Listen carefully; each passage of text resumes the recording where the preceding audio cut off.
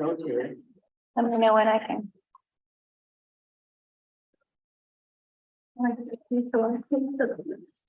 All good.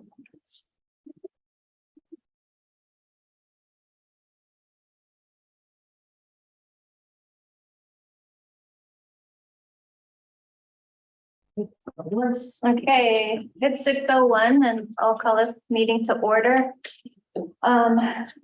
Meeting of August 15th, 2023. And we have everyone present, except Carol as an excused absent. So public comments for items not on the agenda for discussion, not action. Anybody have any? Hello, Herb. Hello. I know our, I sit on the Postal Waters Commission, so this is exactly. Here, a brief statement. I know our chair set up a meeting at the end of the month for that group. As you recall, we've got a grant in progress, and Vika, we haven't heard anything still from North. So it's been a month and a half, it's supposed to be a matter of weeks. We checked in with them once and they said, oh, things got delayed. I'd like the board, and I can come back with a more formal proposal, but I'd like the board to go ahead and move ahead with the plan. We have enough money in the capital budget as it is. So really, I think the only thing that has to happen is you guys need to give the go ahead. Tonight, obviously, but give the go ahead to place that order for that new float. Understanding that money doesn't come in, even if it doesn't have enough in the plan to take it. If we wait much longer, we're going to start getting into the season where custom floats get busier, and it'll just take longer to get it. So we can put that on the agenda for next time Sure, to vote on that. sure, and I'll report that back to the board at the end of the month. If they have anything to add, then I'll bring it to you. Great. Thank you. Everybody good with that? Mark, Sorry, what you said? everybody good with that? With what? With waiting until the next meeting to make sure that we have the float discussion and approval without necessarily having the, So the next meeting is September. 6th, 4th.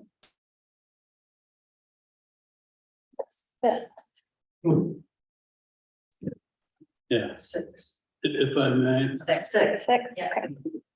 if I may. Yep. Could I direct? a question? Absolutely. Herb, do you feel that that's going to be workable? I think so. Yeah. Okay, I mean, there's not much to approve or do. Everything's kind of approved, the plans approved, the votes approved. But it's not on the agenda tonight, and if you don't want to take action on it, I don't think it's a problem. Today. thank you. Are you still good? Okay, we'll go on to town reports. Town administration. That's you. All right.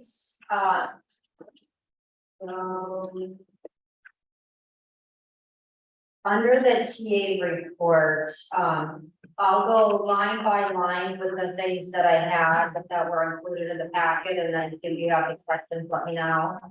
The first one on the list was employment opportunities. So the town office does currently have 2 job opportunities available, deputy clerk and code enforcement officer. There's more information about those positions on the website, and if anybody has any additional questions, please see me about it. Next one on the list is the code enforcement officer hiring process. We do have 1 applicant. We are planning to interview next week. There was a hiring committee that was created that consisted of 2 select board members and 2 planning board members and myself. And we'll go through that and review the process. In the meantime, I am planning to talk to Jim Butler, who continues to be in the transition process, just to see what the plans are for the coming weeks. Well, we figure out what the next steps are. And so we really don't know what the next few weeks or a month looks like with code enforcement officer, but we are working diligently to try to get that position fixed and make sure that everybody that needs the help is. Bob, Do you know, on that topic, do you know if we've had any progress on recreating the building permits list? No, No progress or no? no progress. Okay. The access to the Google Docs was through Jim's personal email account. And when access was asked for and was granted by him, according to Google, what happened is that whoever received access to the document was able to go in and change the settings, so it is not allowing any of us to have access to it. Google Docs hasn't been able to help much further than that, and Jim is hesitant to give out passwords because it's connected to a personal Google account, so we're kind of at a standstill. So that was one of the reasons why I'd like to sit down and kind of talk to him to see if we can recreate the document from any information that he might have. Thank you. Next thing is the technology update. So the town office had 3 computers that were replaced. This was part of the budget process. Fire department was had a computer that was replaced and then set up to the current IT that is going to be operated by the current IT department that we use. And a new laptop was provided to Public Works. All of those computers have all of the iCloud backup on it. They have OneDrive on it. It is a slow process to kind of transition to mindset and the process of, you know, a new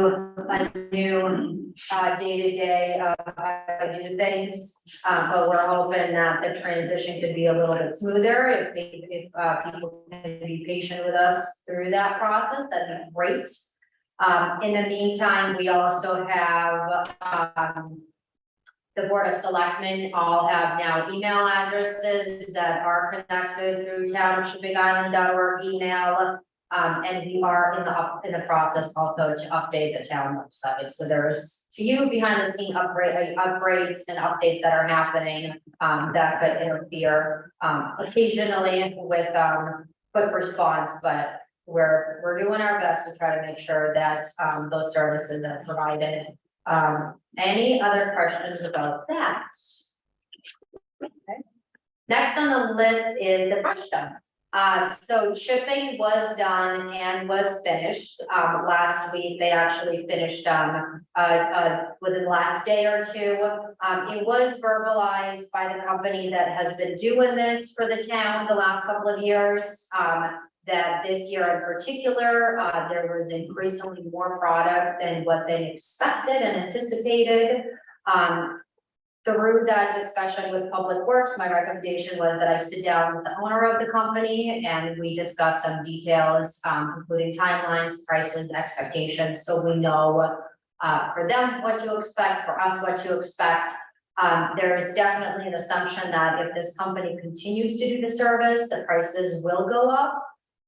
And so before that happens and without any surprises, I would like to sit down and have a better understanding of where we stand with the budget of what that is going to be. The Public Works does have 3 different piles that are there. According to them, there's a compost, double chip, and a bark mulch pile. The bark mulch pile is going to be what they're going to try to spread out. So some of that material is usually used around the solar panels. The double chip and the compost is what people like to take to put into their gardens. With the assumed cost going up, I think this is going to be another of those topics that's going to have to be discussed in terms of the brush dump and controlling the bulk wood, with the discussion that the board had talked about going into the fall and having workshop about the transfer station and just the full facility overall, because, I would suspect that, if not this year, going years, forward, that this expense is going to increase even more so than it already has been. Mark, Thank you. In years past, Cumberland and the township had limited hours of access to the brush dump, which meant there was a double gate on the public works side, and the double gate is locked most of the time now at the transfer station side.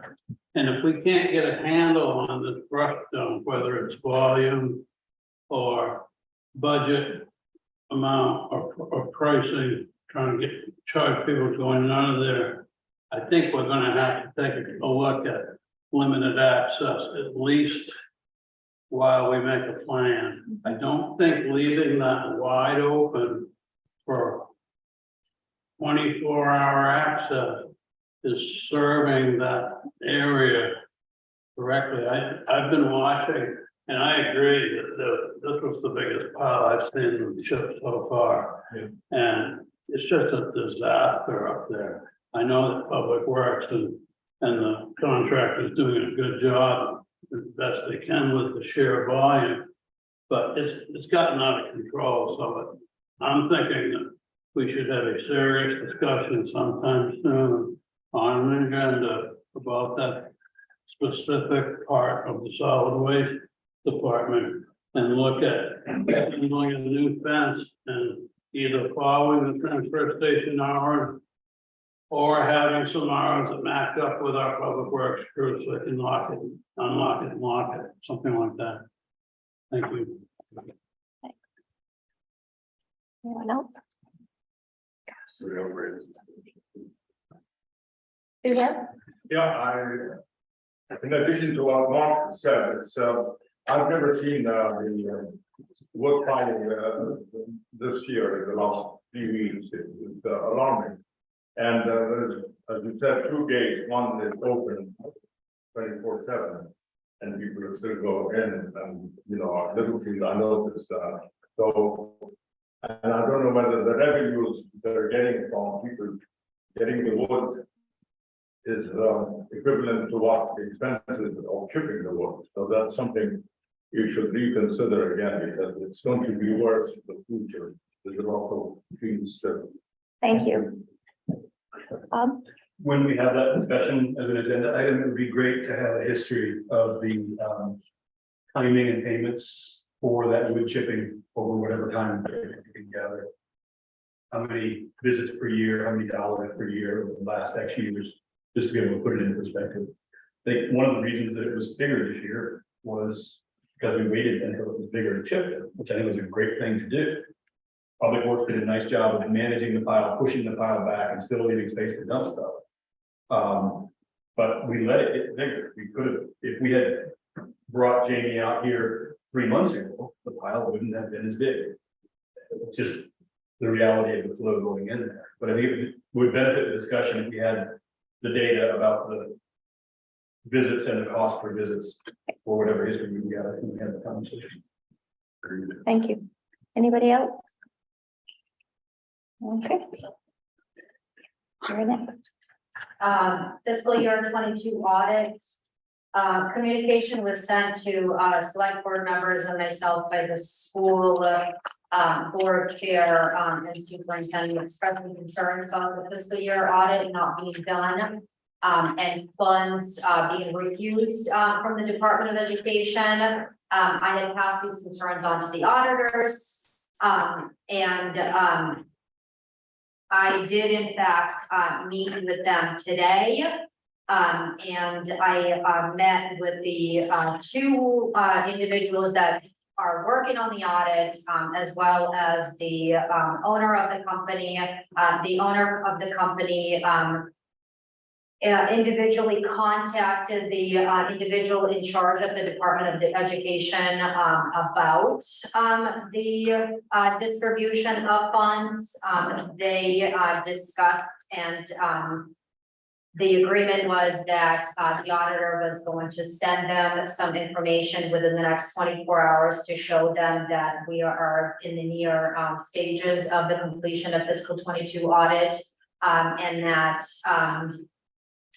they will release the funds for July and August at August 23rd, when all of the other funds are released. So the school will not be losing on any funds, and no funds will be held going forward. And the auditors did ensure me that the fiscal year 22 audit was going to be done in the next couple of weeks, so we should be receiving that draft. We did talk about what the steps going forward would be like to try to ensure that this does not happen again.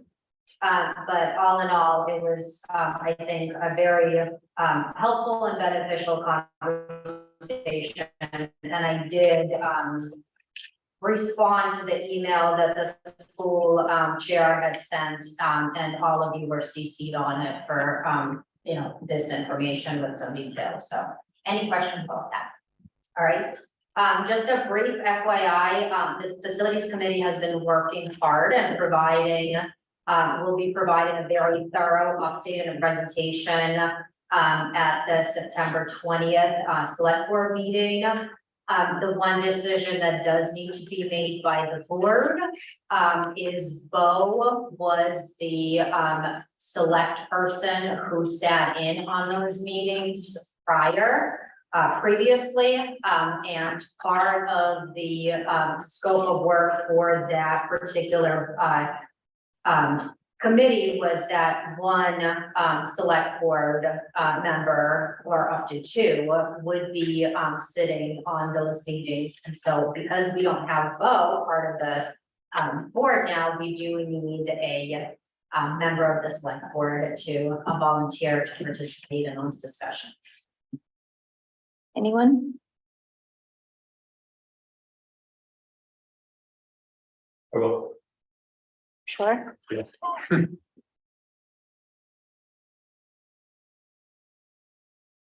Thank you, Bob.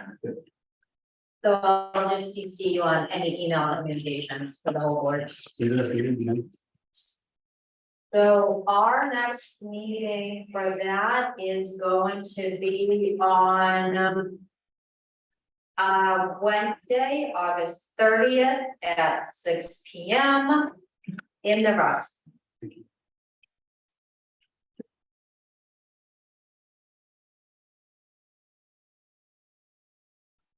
Can you do that, Bob?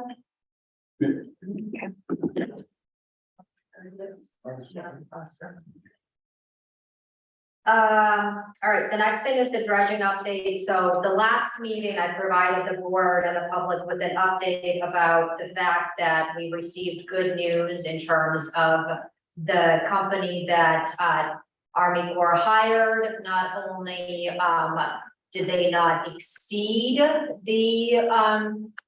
the expected amount that was looking to be covering the cost of the last bit of the dredging, but it actually came significantly under it.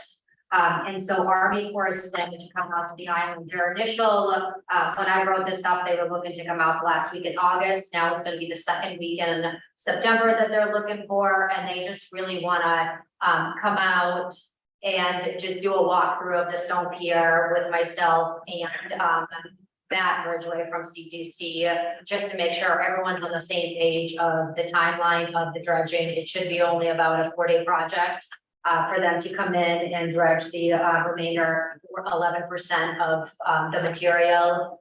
But I will try to let you know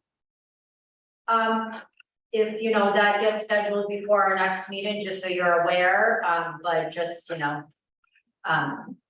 as an FYI, that's most likely going to be happening, sometime around the next meeting. If one or two of you want to join, I can keep you updated, but not. Quick question.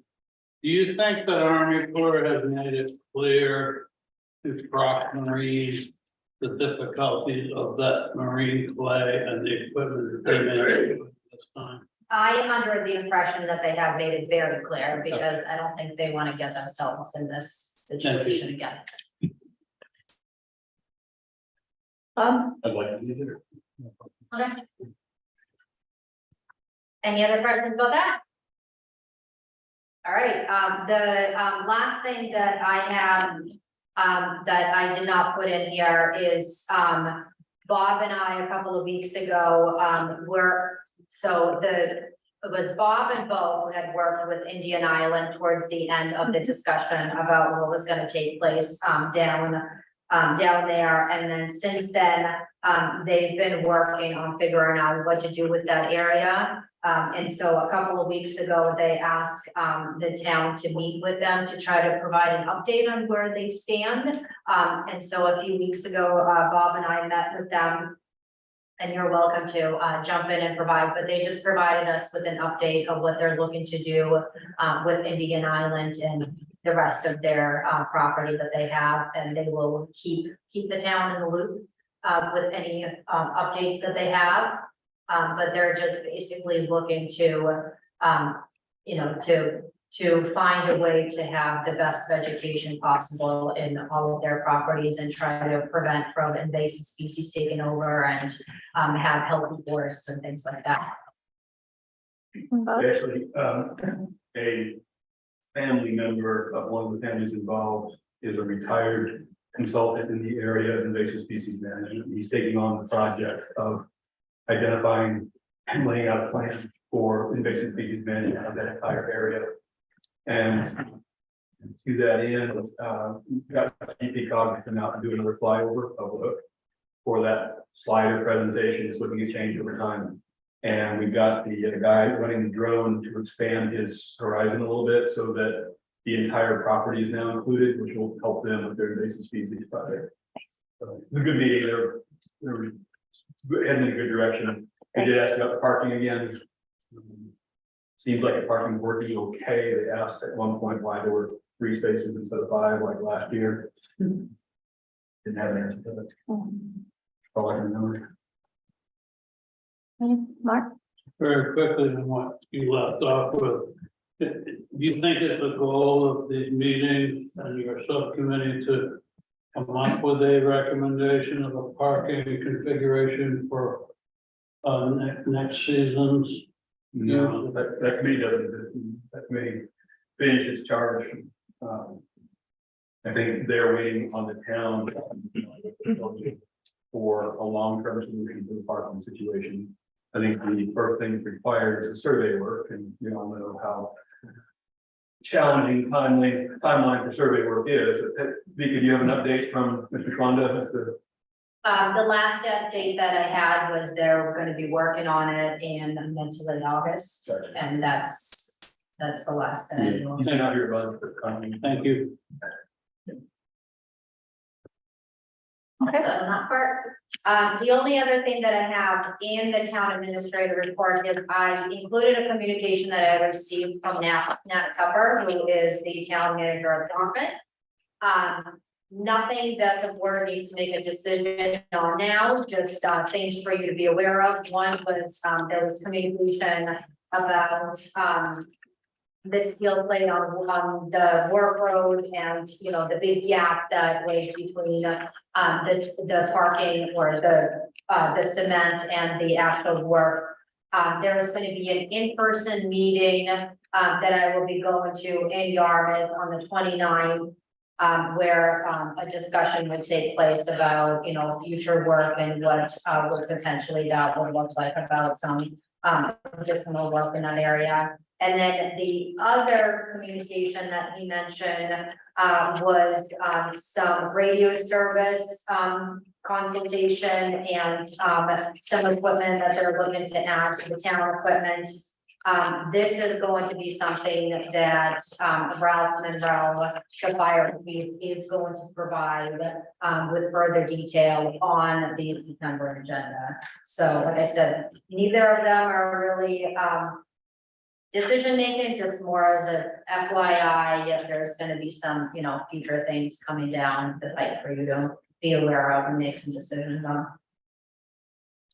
And then I guess the only other thing worth mentioning is that with these discussions coming into play, it might not be a terrible idea to try to coordinate a meeting with the joint standing committee. They do have some new members on that, and so, Jen and Bob can maybe coordinate to try to get together with them again sometime in the fall when things slow down, to try to see if, you know, we can keep a good working relationship going with them. And his last question is Go for it. his last question is, do you have any specific agenda considerations? I would suggest we talk about potential improvements to the cousin work. And secondly, the parking lot. Relative to the way. All I think that.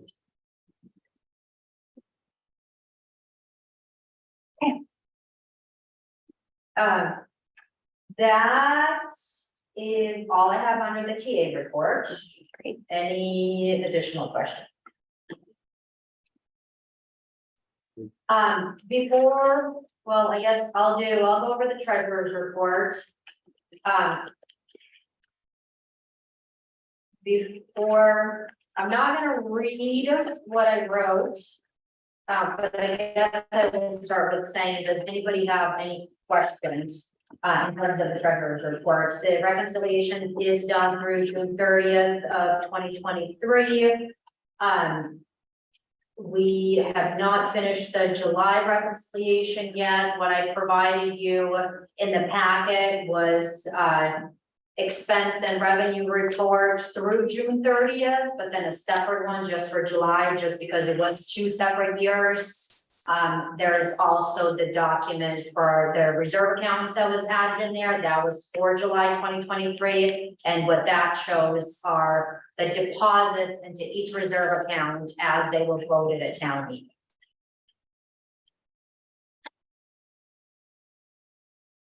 Anyone have any questions?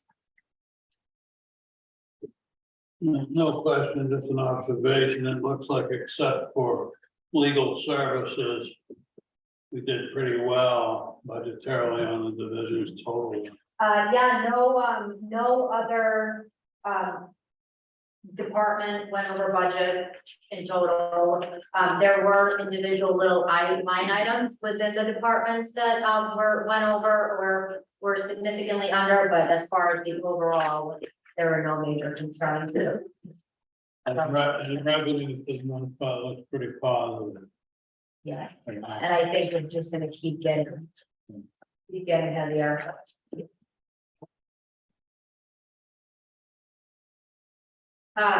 So if there's no questions about the treasurer's report, are there any specific questions about any of the individual department report, harbor master, fire department? Mark? Sorry. I have one that may be minute in nature. I noticed on the report from Gennaro, the harbor master, he mentioned the puddles down at the stone wharf, and that's because the stone wharf is likely losing material and sagging to hold water kind of before you get near CTC's Yep. entrance to the boat and down at the end. And I'm just wondering if there might be a way for public works to get down there and take a look at possibly taking a pavement saw and looking for the closest exit to the edge of the pier and maybe cutting a drain channel down through as much pavement as they can to see if some of that will drain naturally.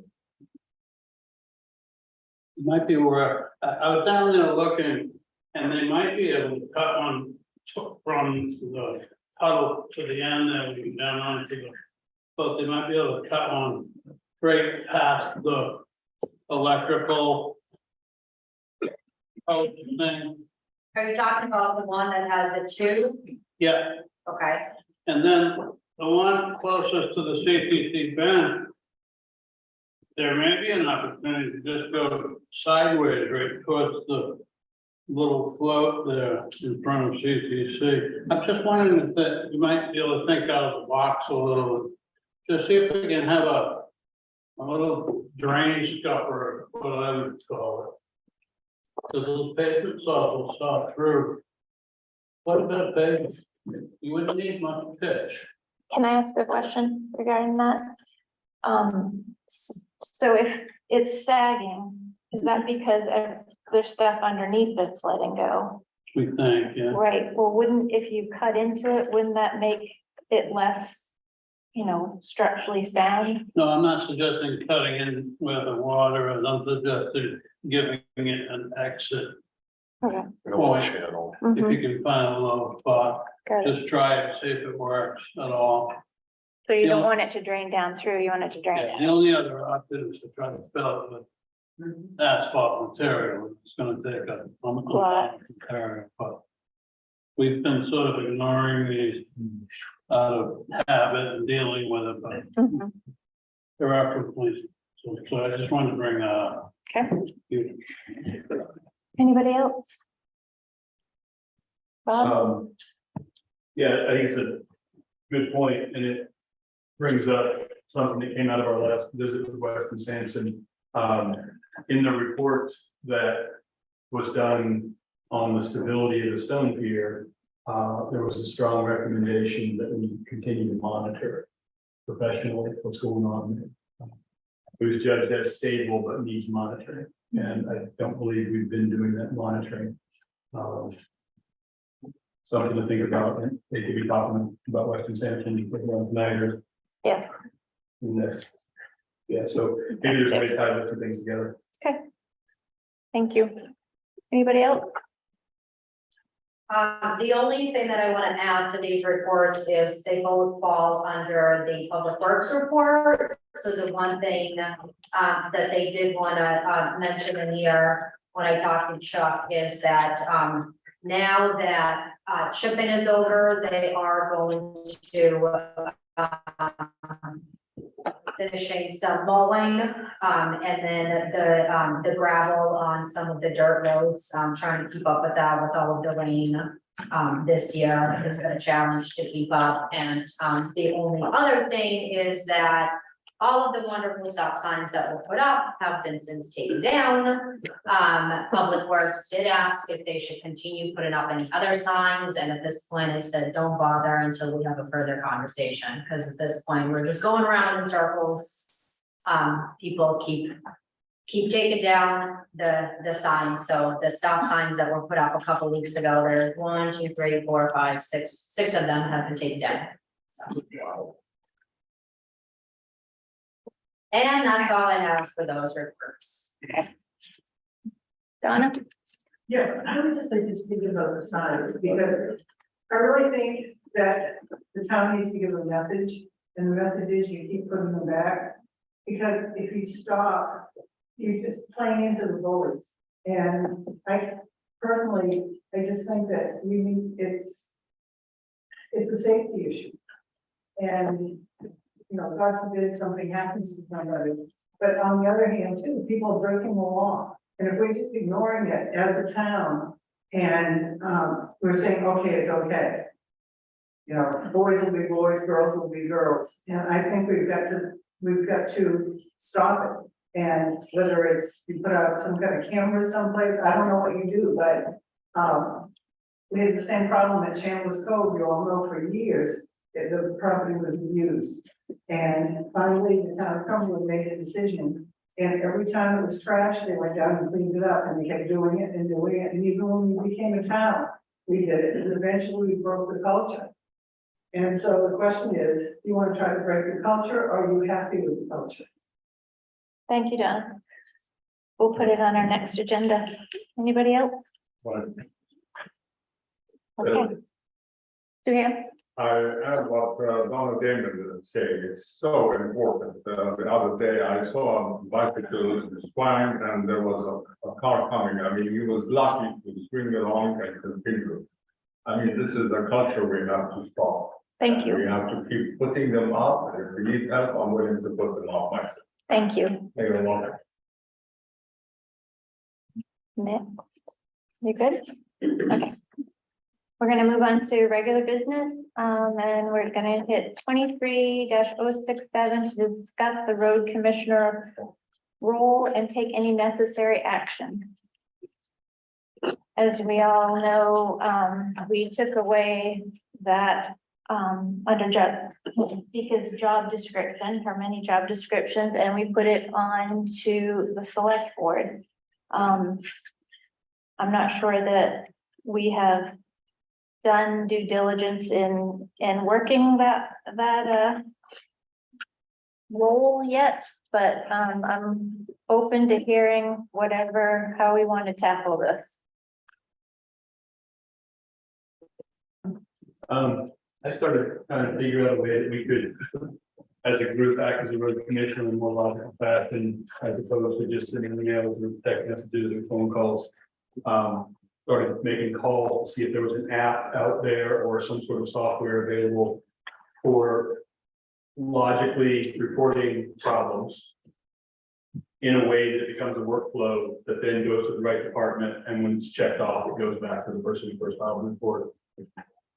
Turns out the city of Portland has something called C-Click Fix or something like that, aimed at citizens doing that, and it gets pretty high reviews. I called the software company that produces that product, and in talking with them about what we were looking for, which was more for this group of 5 people acting as road commissioner to get things into a workflow. He pointed to some other software they have that would be a better fit, less expensive, but it would be part of a package that includes streamlined online building permit applications, code enforcement actions. So with the board's permission, I'd like to schedule some time to talk with them, find out what a proposal would look like, how much it would cost, all that kind of thing. It would include a way then for us to logically report in what we're seeing and see results back and have reports available as to what we're seeing done. But it also touches on the code issues that we've talked about in terms of trying to get away from paper permits and huge volume of paper that we have tied up with building permits.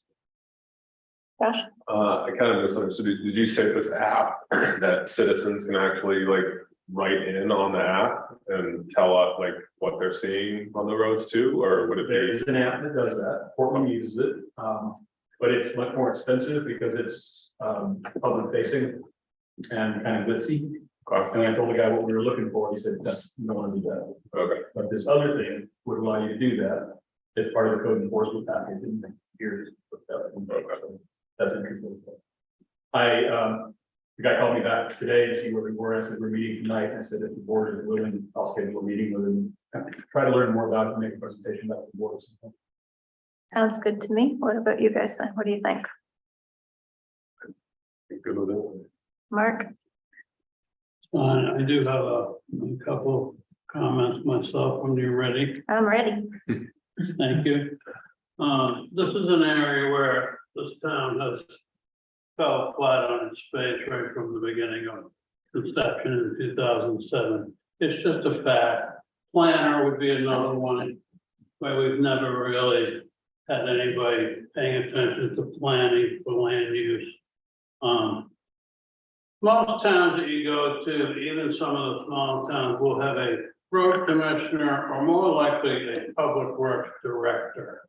And a public works director, like the one that I met with from the town of Yarmouth, is actually the direct supervisor of the public works department and crew. And that's key to what one of our issues is on Shebig Island. It's fine to have complaints come into right now the Board of Selectmen and be redirected to the town administrator. But the direction of the nature of the complaint and the direction of the work needs to be then directed to be done. It also needs to be supervised and followed up. There's where we're falling short. So, without offending your idea, which isn't a terrible one, I'm not sure that it's going to solve that simple logistical part of the actual issue. So we may have to dig into it a little bit more with the actual meat and potatoes of the operation and who has authority to direct whom. Mhm. There's where things can fall apart on any, in any business or any, site work. Thank you.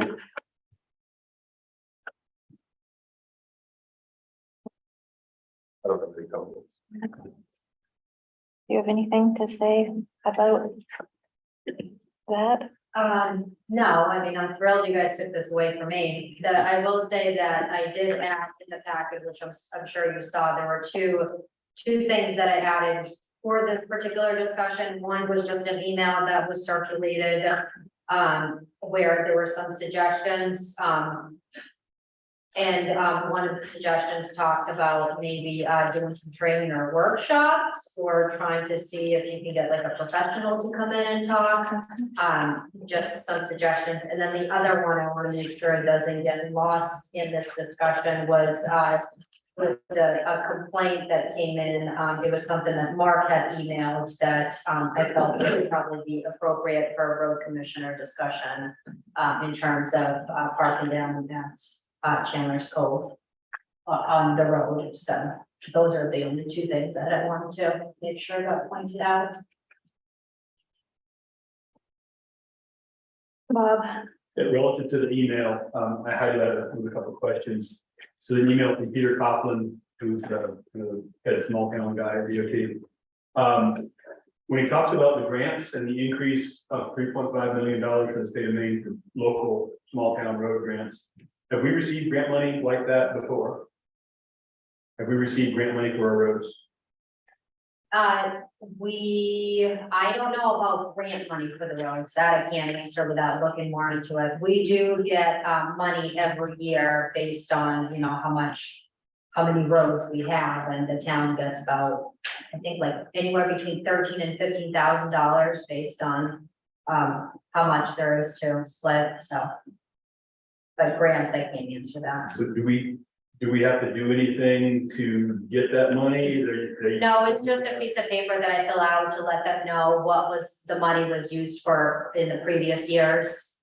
And then what we anticipate being used for, and usually it goes towards, it gets put in kind of the general public works maintenance fund, or if we have any paving work that we're gonna be doing, then it gets allocated towards that. Yeah, it looks like he's expecting that email to come to us soon from Aaron Gove, it says.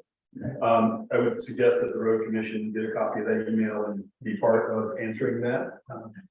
And then secondly, when he talks about training in item 2, can we get a list at some point of what training our public works has been through in terms of roads and such? Yes. That'd be great.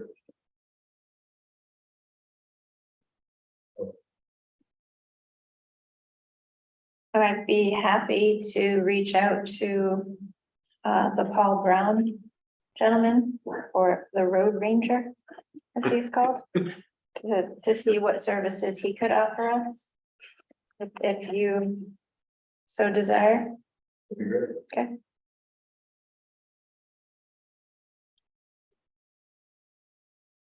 Anybody else on the board? Not on that topic, but on the email that Mark distributed earlier that Vicky just referred to. Have we done any legal research on what is involved with that situation? Not to my knowledge. Legally. I have not specifically asked, but I do know the question was asked in the past by which town administrator, I'm not sure about that particular situation. Do we have survey data? Do we have a survey of the roads in that area? I don't know the answer to that. Donna? I do, I'm looking, yes, we had that survey.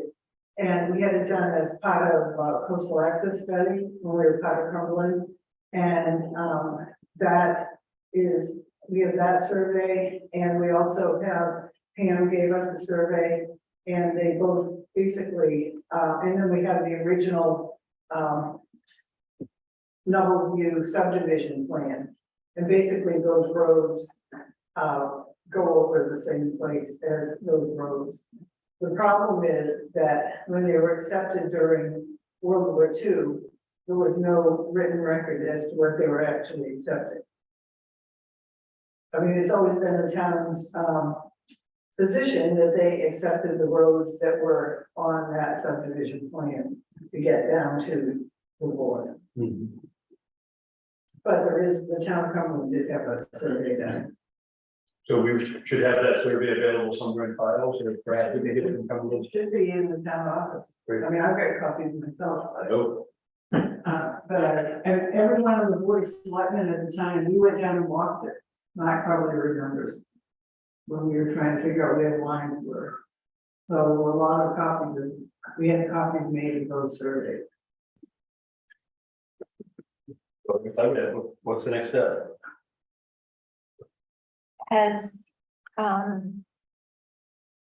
the sheriff notified that individual that it's a hazard or a danger and needs to move it? Is that something that could be done or has been done? Mark? I spoke to both Sheriff Bob and Sheriff Bob's superior officers to see if they could help us with moving a vehicle that I feel is obstructing a public way in an area, at least this time of year, is heavily used for going down and getting mail and freight and fishing and so on and so forth.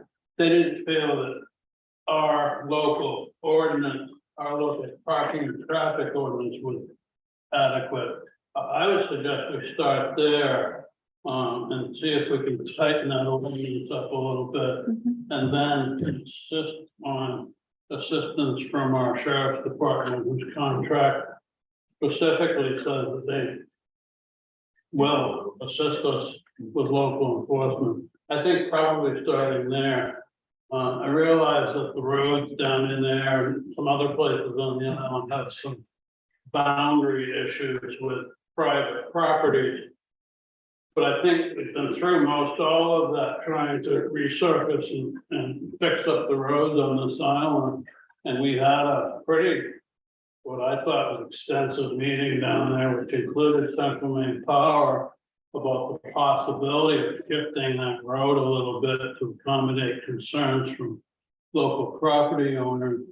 And it didn't go very far, in my opinion, with Central Maine Power. They really didn't see a feasible way to move and relocate those high-powered tension lines without getting too close to another residence across the street. So sometimes the road is where the road lies, and that's how the road has been resurfaced. And, you know, I would suggest we start with our traffic, local traffic and parking ordinance, and see if we can solve it that way, and maybe a discussion. Okay, thank you. Okay. So we're gonna move on, I believe. Can you try to locate that survey? I can look. In files or from someone? Great, I think it's starting point for discussion. So if nothing further, we're going to move on to 23-068, review the Bennett's Cove Road survey and determine the next steps. For in our packet, we got a very hard to read survey. And if anybody wants to see the blown up version. I have another copy of the line.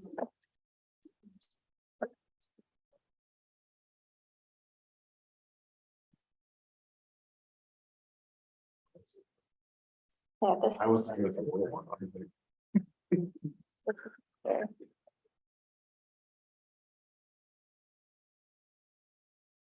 This better. Yeah. I was looking at that small.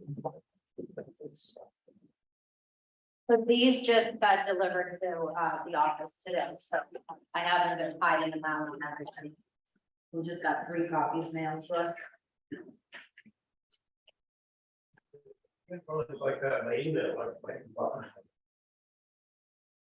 I did not get anything like this by you. Yes, this was physically delivered to the office. So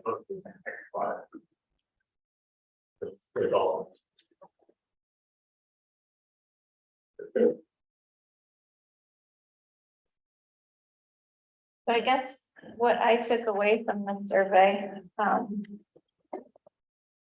just start by saying that, how important that it was, that I'll just read it because it was so hard to read on a little tiny, copy. That South Road, known in this area as Bennett's Cove Road, was laid out by the county commissioner in 1871. No separate description of Bennett's Cove Road was found in the town records. No angle point monuments were found. A center line survey of the road from Bennett's Cove to Cottage Road and beyond was performed by the firm. The written layout does not match the traveled way very well. The written layout from Bennett's Cove to Chandler's Cove Road was placed on this plan by holding the center of the traveled way in the middle of the layout at each end of the segment.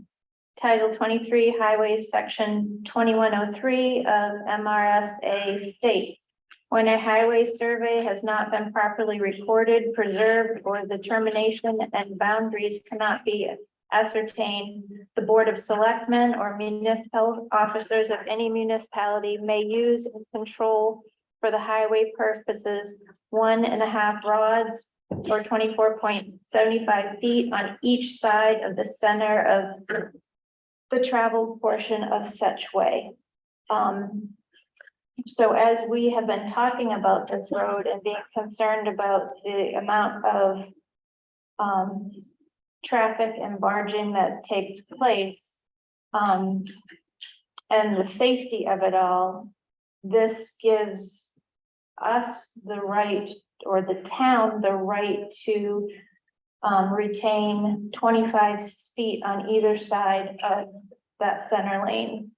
That's how I perceived it, which then, as we were talking a lot about this in the past, that gives the legal right for the town to make it a 2-lane road. Does anybody want to comment further on that? Or Do the notes refer to the beaten path rule in any way? yeah, That appears to be wider than 49. see where it says, you see where I'm pointing? Yeah, I see where it is at the end there. Mhm. Oh, yeah.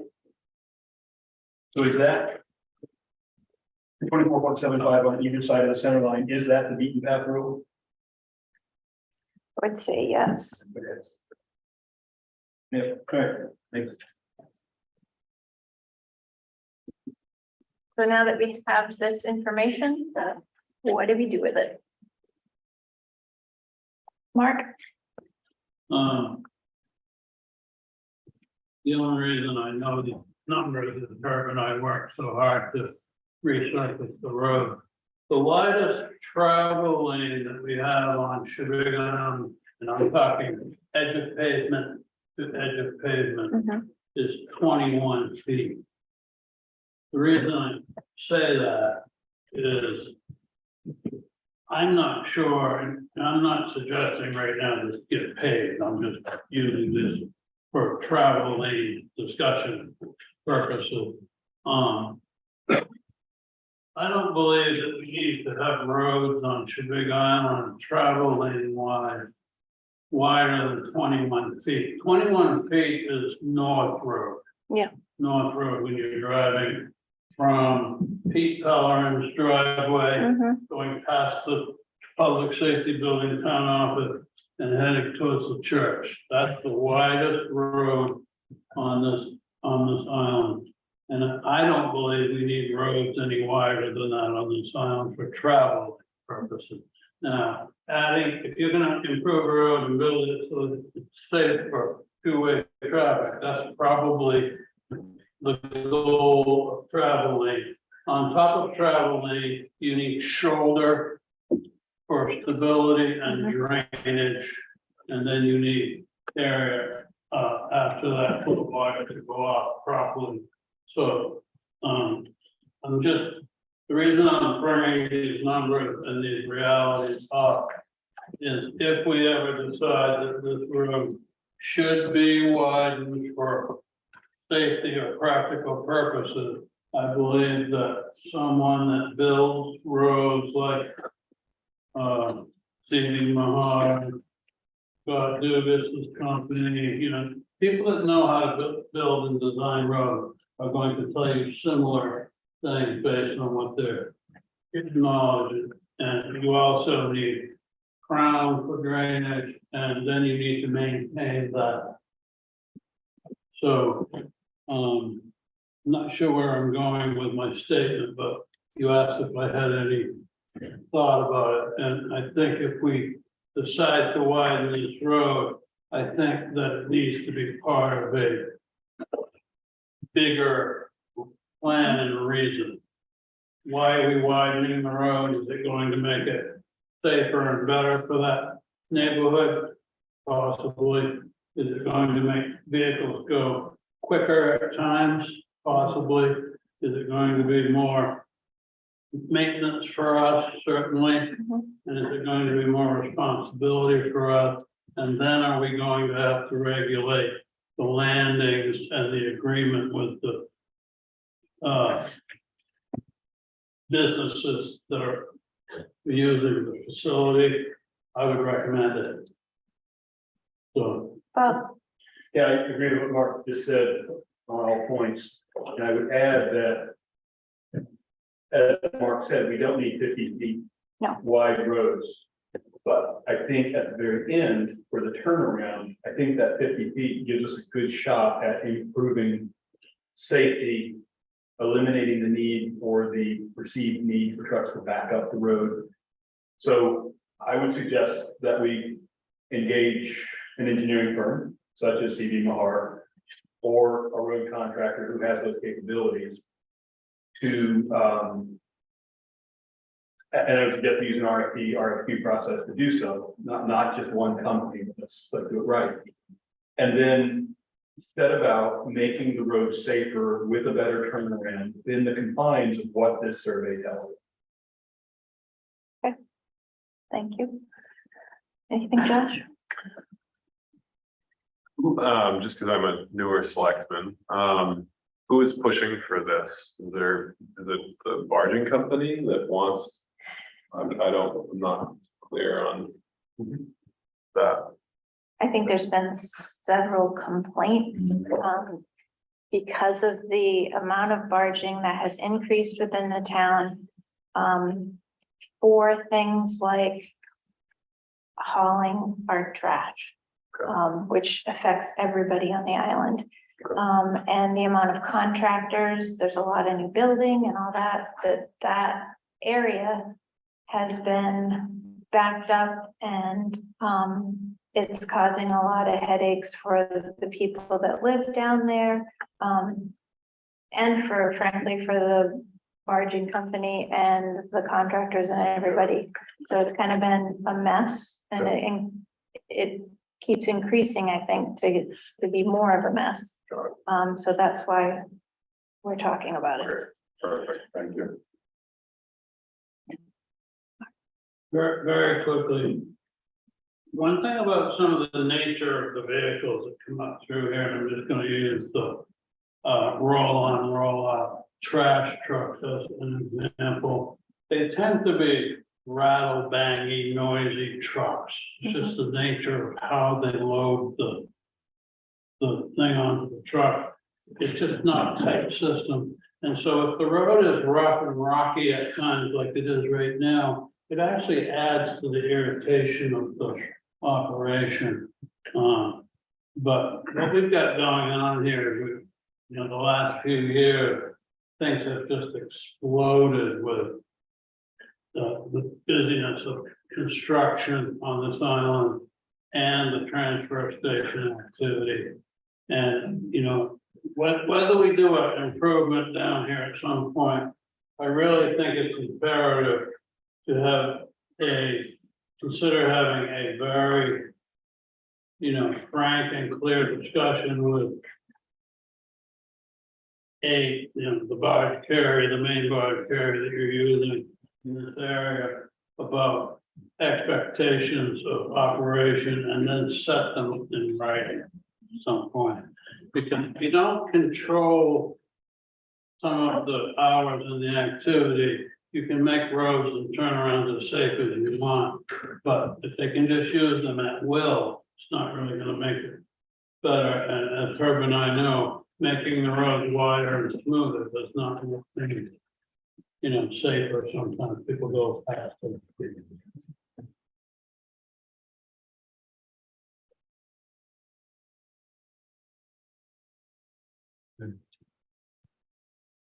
Yeah, so I was, the board all set with any questions, or we'll move to the public comment. Does anybody have any questions? I'll go Donna and then Pam. Yeah, I just had, just a reminder that if you're going to have somebody design something, think about the public use of that area as well. And if you remember, during the discussion of paper streets, we actually, as a town, voted to keep Cove Road, which runs across at the top of that beach. And so I would suggest as part of your RFP that you somehow ask to segment, I mean, you know, delineate where the pedestrians would go Yeah. versus where the vehicles would go. And the other question, the other issue relating to that is 50 feet is, when you get down there, is not that wide. And it seems to me like right now. So, you know, I mean, I plan to see there because I don't think you get, you go, I mean, I just looked at that little one online too. It didn't look like you got a lot more down at the end of that floor, by the end of the road. Thank you. Pam? So, Pam Curran, I'm the butter, and, the barge traffic has been, well beyond the capacity of the natural resources of the cove for quite some time. So there has been significant damage to protecting sand dunes and its cove from the barge. And there has been significant damage to the eelgrass and its cove. So it's significant damage to the substrate. And these are things that the town can control now. And in my time here, which is, I don't know, coming up on 45 years, something like that, the police have never met the barge. Not at Venice Cove. Quite often it's still here, but never at Venice Cove. So this is something that can be done immediately to increase safety if there's a real interest in safety. Thank you. Does anyone else have any comments? Sue Hale? Yes, I understand from you that you had complaints about Bennett's Cove and that. So you engaged with Haskell to do a survey, correct? And I would have imagined that Haskell should be presenting tonight or in any other night a complete presentation so that the community can understand what's going on at Bennett's. And because I couldn't get anything from the symbolism and the package on the computer. And then have the voters of the beach agree to develop Bennett's Cove as the main landing site for barging. I mean, you're planning something and I don't see whether we have approved this is going to be a possible. I'm not a butter, but I can understand the immensity and the issues that will be forthcoming. Thank you. Thank you.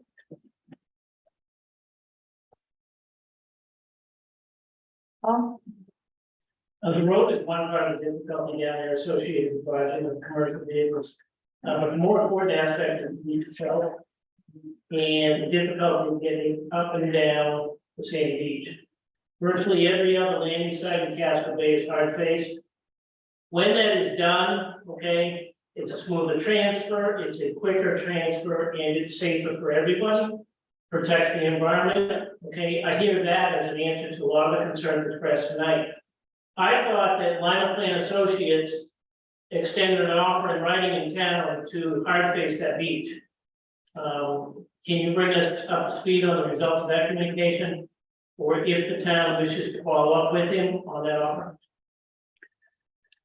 So Lionel Plant, gave us a quote, basically to put the, what do you call those things? The, Concrete. concrete planks in place. And because it would kind of morph into the road and everything, we chose to get a survey first and then discuss, I guess, what, if that is still an option. He wanted to, do that because it's in his best interest to have an easier path for commercial vehicles to come on and off the island. So we have not followed up with Lionel Plant at this time. Bob? Wasn't it an offer to actually loan us some concrete planks that are in his possession? Remember that correctly? I believe so, yes. The discussion didn't go anywhere because the town was not aware of where the exact town property lines stood, and there wasn't enough comfort level on the behalf of the town to do something like that in the case that was being placed on private property, which is how the survey came about. So then the town knew the exact lines of where the town property was to then know if something were to move forward, what they have to work with for space. But I think it would be wise at this point to commission an engineering study on appropriately widening the road and then appropriately widening the turnaround area within the constraints of what the survey tells us we can do.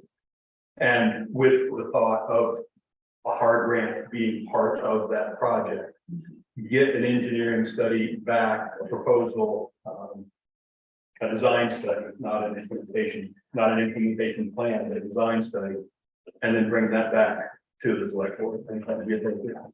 My question is, relative to the capital plan, which I'm not familiar with, and some of the rest of you are, would such a study come out of floats and ramps?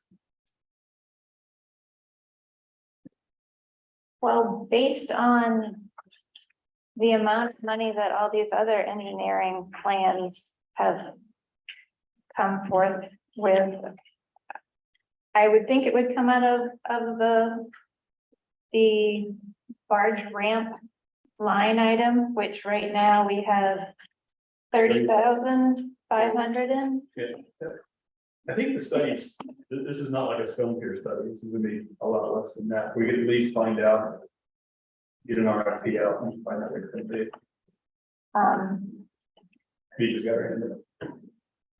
Oh yeah, go for it.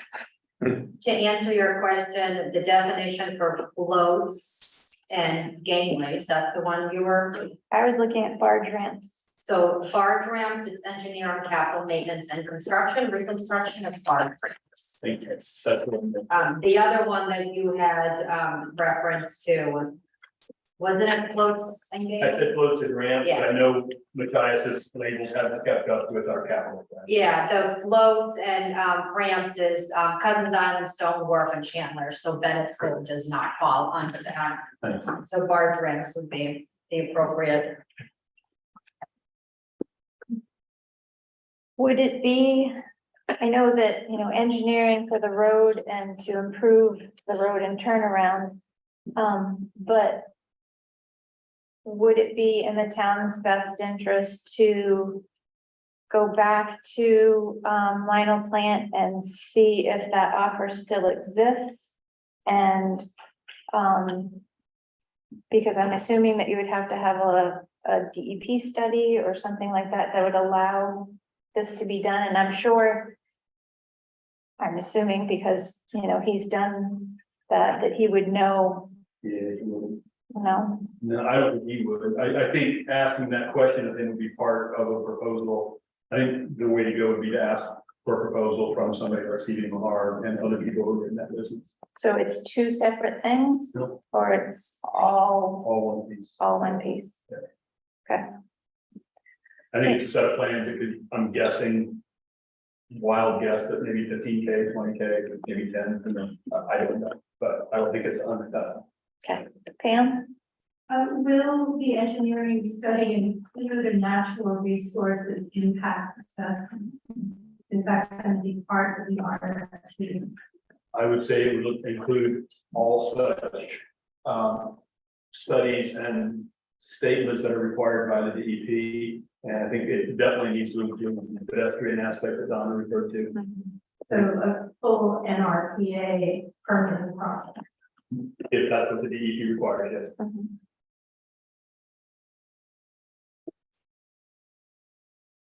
Anybody else on the board want to comment or ask questions? Anybody in the audience? Okay, We need a motion on that? so yes, Make a motion to approve. what you approve? I like your motion. Mhm. They once. Making sure. I'll get better at it. I would make a motion that our town administrator contact CD and Mahar and at least one other engineering firm to request a proposal on improving the road. Pause for a second, please.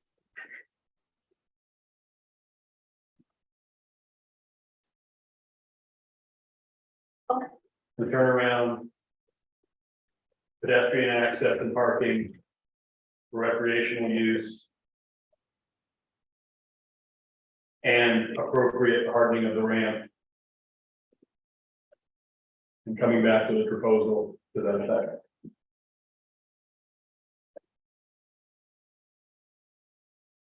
Second, Any discussion? Oh, Mark, this is just a proposal that we're hoping will come back from an engineering firm. At that point, we decide whether we're interested in And whether we can afford it. and where the money may come from if we decide to go after it. And once we see how much they think the site's gonna cost, and we can decide where it comes from. You. I'll say. all those in favor?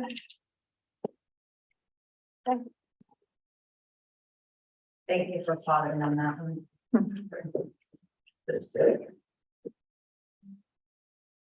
Okay. On to 23-069 here, an update on the broadband project.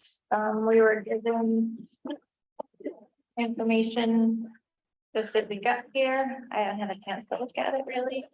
Have you guys? Have any questions, or Michael, are you here to talk about it? Yeah. Okay. Apologies for not making it different. So much too big, and it was just, I'll let this technically everybody else speak. The points are that in the down all the things that we have to do. Actually, in the applying for the full licenses, what you need. And then the process can start of the whole owner surveying the poles and then doing a make ready work. This could take, they're allowed to take a long time over this 6 months. But then I intend to keep bugging them. I told actually about the problem designing the central office. I was gonna be right behind that guy with Rick Bill Center. And then tell him the pole is that too. There you go.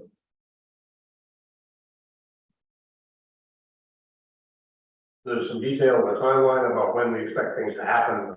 I don't want to go through all that, I think I need to, but the bottom line is that this time next year, we should be able to have a ribbon cutting ceremony.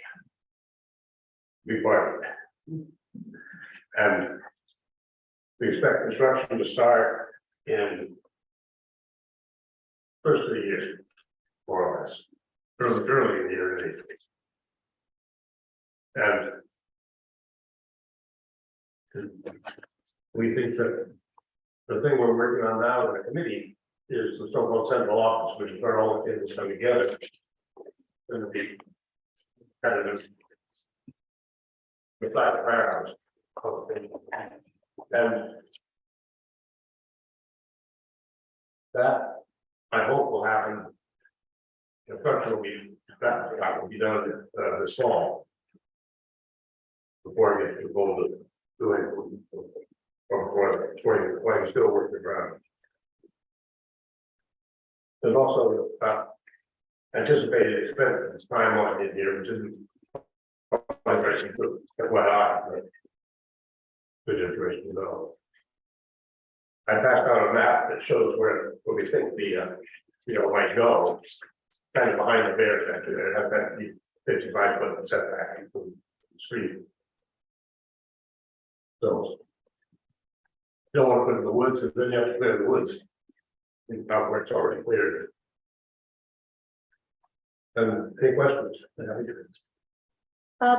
Is there any benefit to getting a variance for that front setback? We have a very loose definition of shed in our town. Okay, well, what it is it's like a pole barn, like a thing that over, you know, 4 poles and a roof and the 3 cabinets. There might be, it's sort of, it's about 60 feet from the pole now. If, I don't know if it'd be any better to be less than that, just that makes the cable would be very significant expense. So it's a matter of convenience and location, basically, I guess. I would just suggest that if it's beneficial to the project, consider going to the Board of Appeals for a setback variance, they can do that.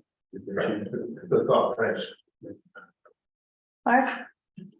Also, Michael, are you guys steadily in touch with the facilities committee over there at the building? I have been earlier on, we were talking about the electricity.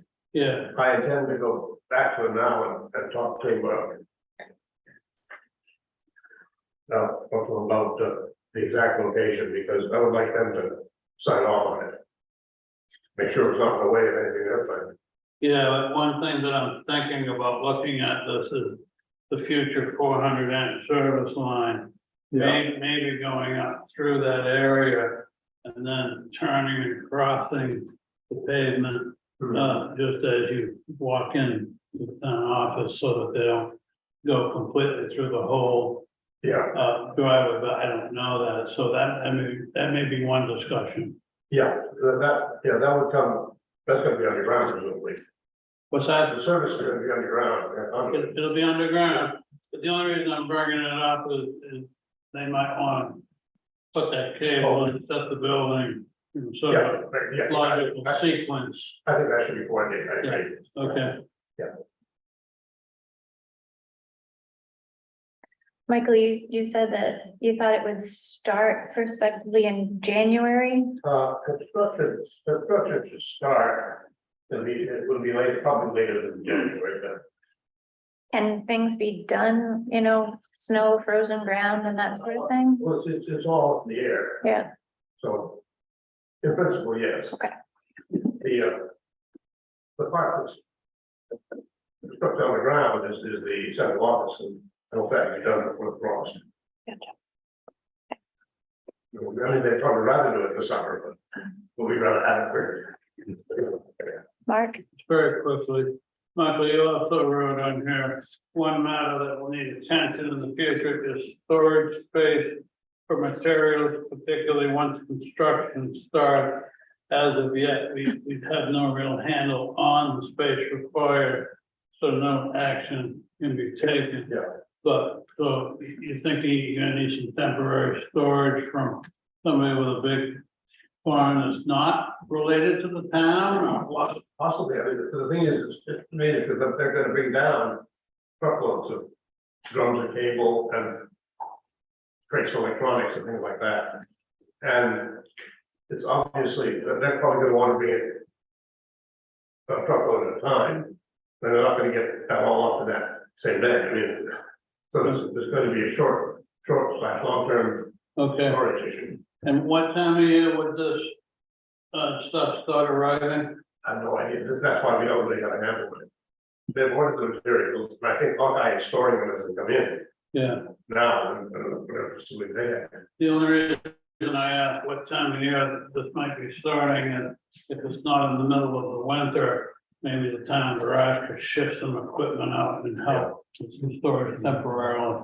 Just an idea. So I'm asking about this, I'm asking them, Hawkeye, not getting answers yet, but I think we will, as soon as we get something, we can make more concrete plan. I just put that in there because it's going to be an issue. And I didn't want to have all of a sudden, come on, nobody's gonna talk about it. Thank you.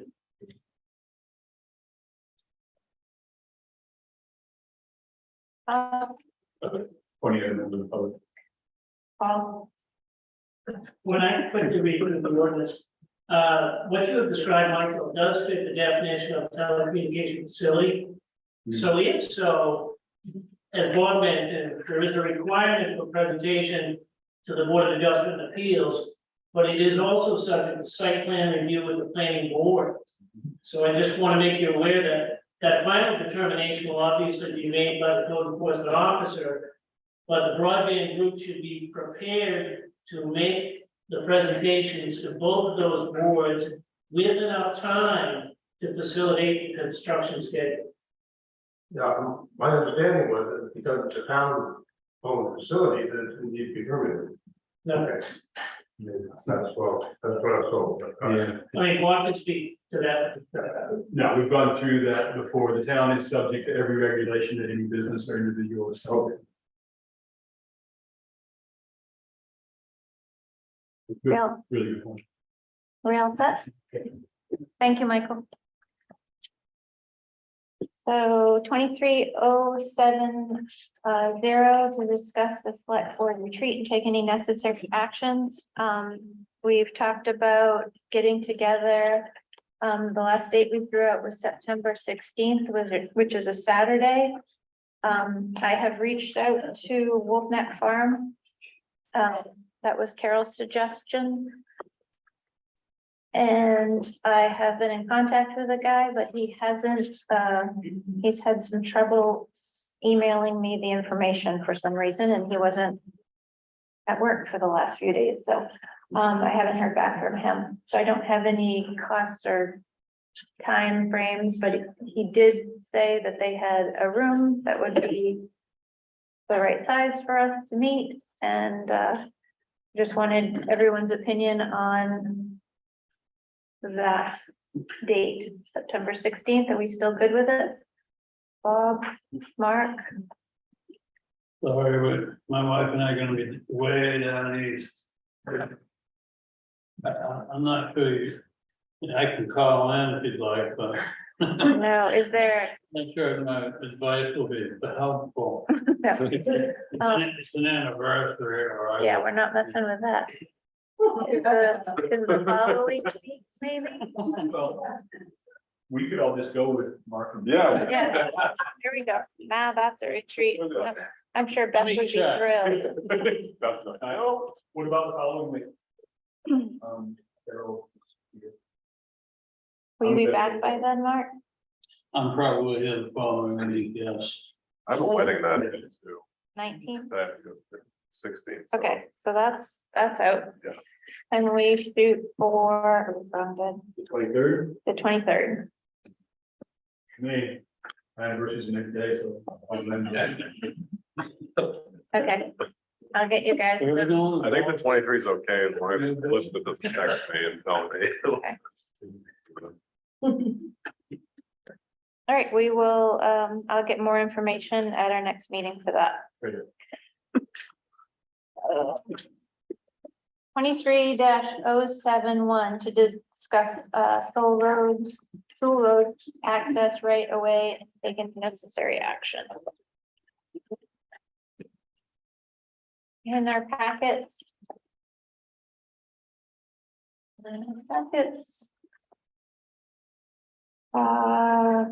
We have a letter from John and Amanda Lang.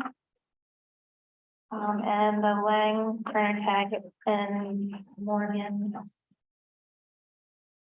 Lands. About the erosion that took place in the December 23rd storm and the significant damage to the right of way to Hamilton Beach. They are asking for the town to contribute to the repairs of that right of way. And those families are willing to split the cost with the town. So anybody have any comments or questions?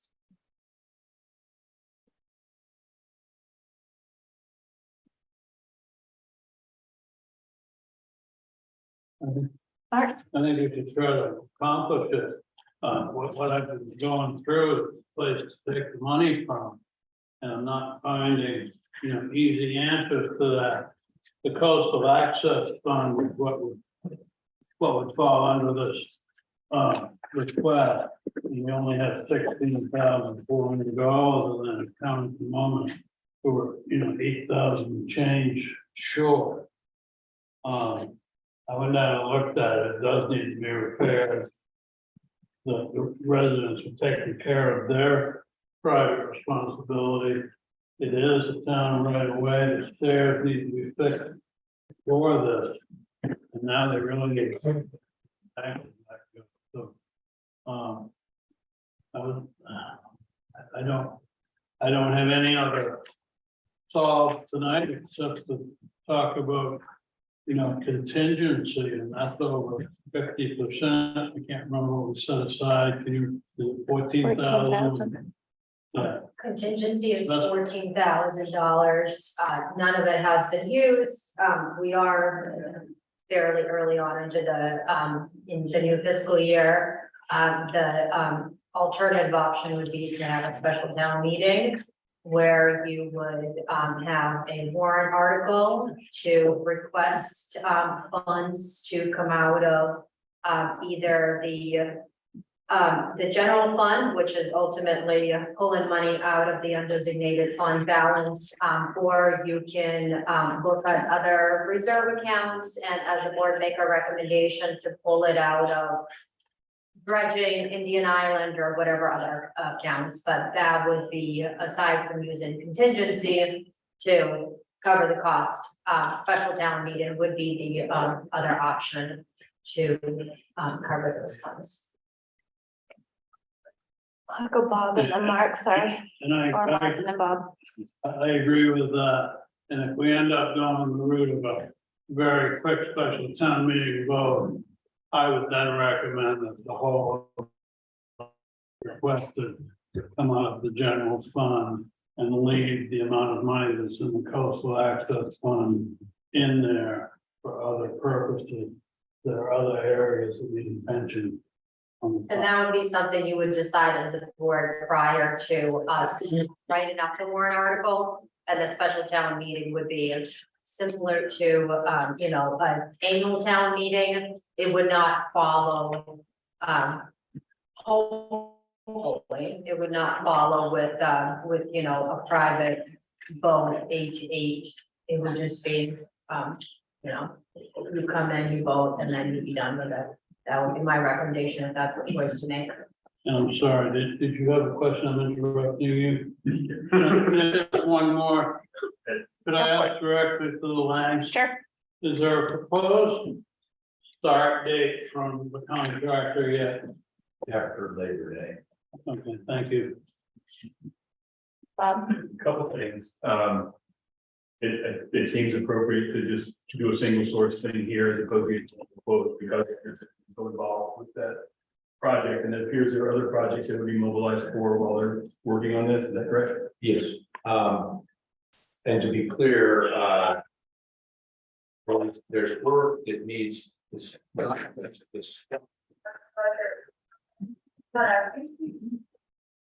just the stair, but the bank itself needs some pinning and shoring up, and then he has new material that gets stacked, pinned, and it has growth, material that grows into it. There's a chance he could start earlier. I think he has some idle crew that's working on hope, so some of those guys might be available sooner, but the homeowners involved are Lang, Turner, Taggart, and Morgan. We sustained the bulk of the damage, as did the town. Our primary concern with the Sewell Road access is town liability, so we might want to cover up that shore access sign until the work gets done. That's Thank you, John. And with all the discussion we had with MEMA relative to that storm, it seems like a pretty solid conclusion that we cannot get any sort of help from the state for repairs to private property. But is this private property, or when it's a town right of way, does that change the game with you? So to my knowledge, this particular strip that's town owned. Which is why it is different from other situations we were in with some other locations that got significantly damaged, because this is town property. So when MEMA came out, did we show them this spot? I don't recall, I don't remember, I was only on half of but this yeah, part. I don't recall, I think South Shore and East Shore were the big focuses. For the benefit of everybody here, so we thought Maine Emergency Management was gonna have money to help repair some of the extensive damage along the bank at South Shore Road and East Shore Drive, yeah. And when we realized that those small parcels on the shore side of those two road stretches are privately owned, MEMA said, can't help. But if is this a town right away, or is this town owned? My understanding is it is a specific strip, which I recall it's 33 feet, that's town owned, and it's right in shore access. So that MEMA ship may have sailed, but it's certainly worth a phone call. To see if they can repair the whole thing. And then if not, I would go along with the town meeting option as well. Can we ask Vika to, that call with? I can follow up. I think what you're talking about was specifically to the to them determining whether we fell in, to qualify for it, and Cumberland County ended up not qualifying. Not qualified. But I can look to see if there's Yeah. alternative grants that we can apply for damage. My suspicion is that particular one would not be one. So another thought might be, instead of going through the time and expense of a special town meeting, that, we offer what we have, which maybe is like $10,000 to put towards this project. And maybe it won't be perfect, but maybe maybe that would help.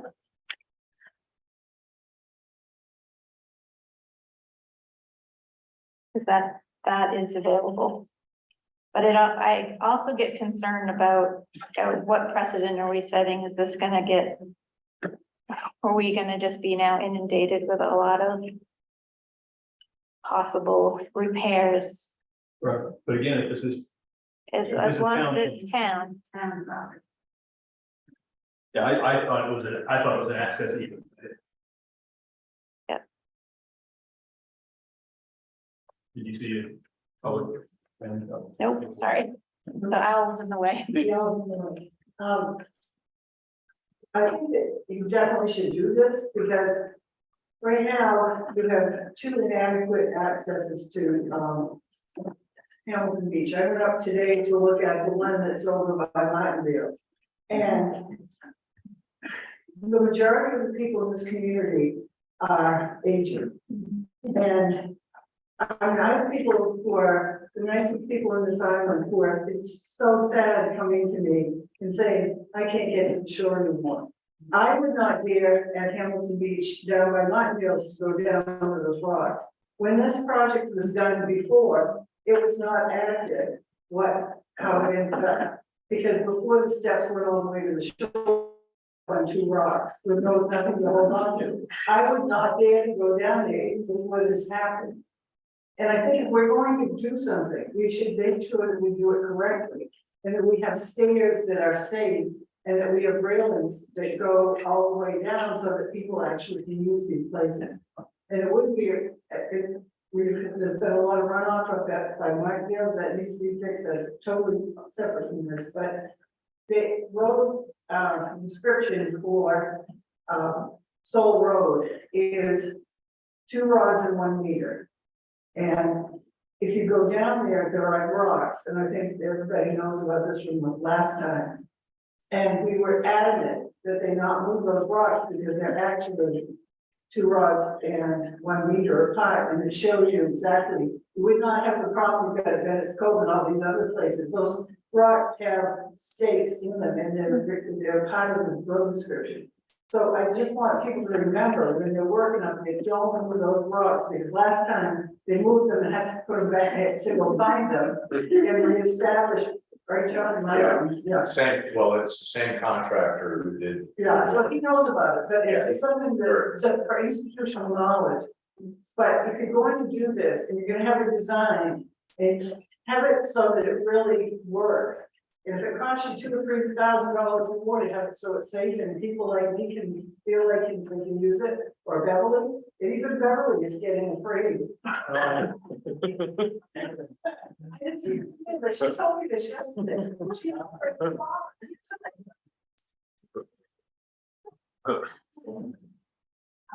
Can I just add Yes. another audience that you might want to think about, which are the hotel guests? And they come pouring out, they're holding their Google Maps, you know, they're sort of breaststroking through how do I get to the beach? And that's another thing from the liability perspective that you might want to consider. And there might be even money needed.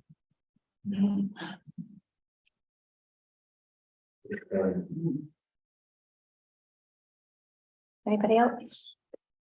Where do we want to go with this, guys?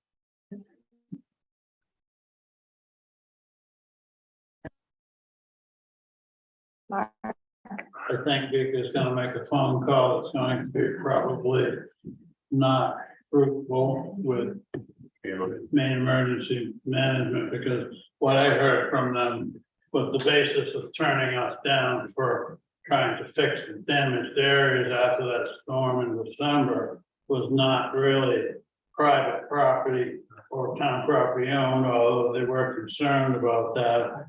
It was really, we didn't qualify as a county, so we may not still get anything from that.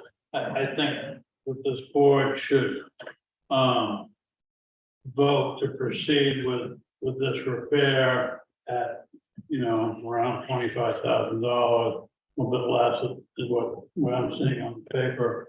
And we're gonna have to try to find a place to get it, so I don't know if we should make a motion tonight, because if that involves a special town meeting, that needs a little bit more thought, don't you think?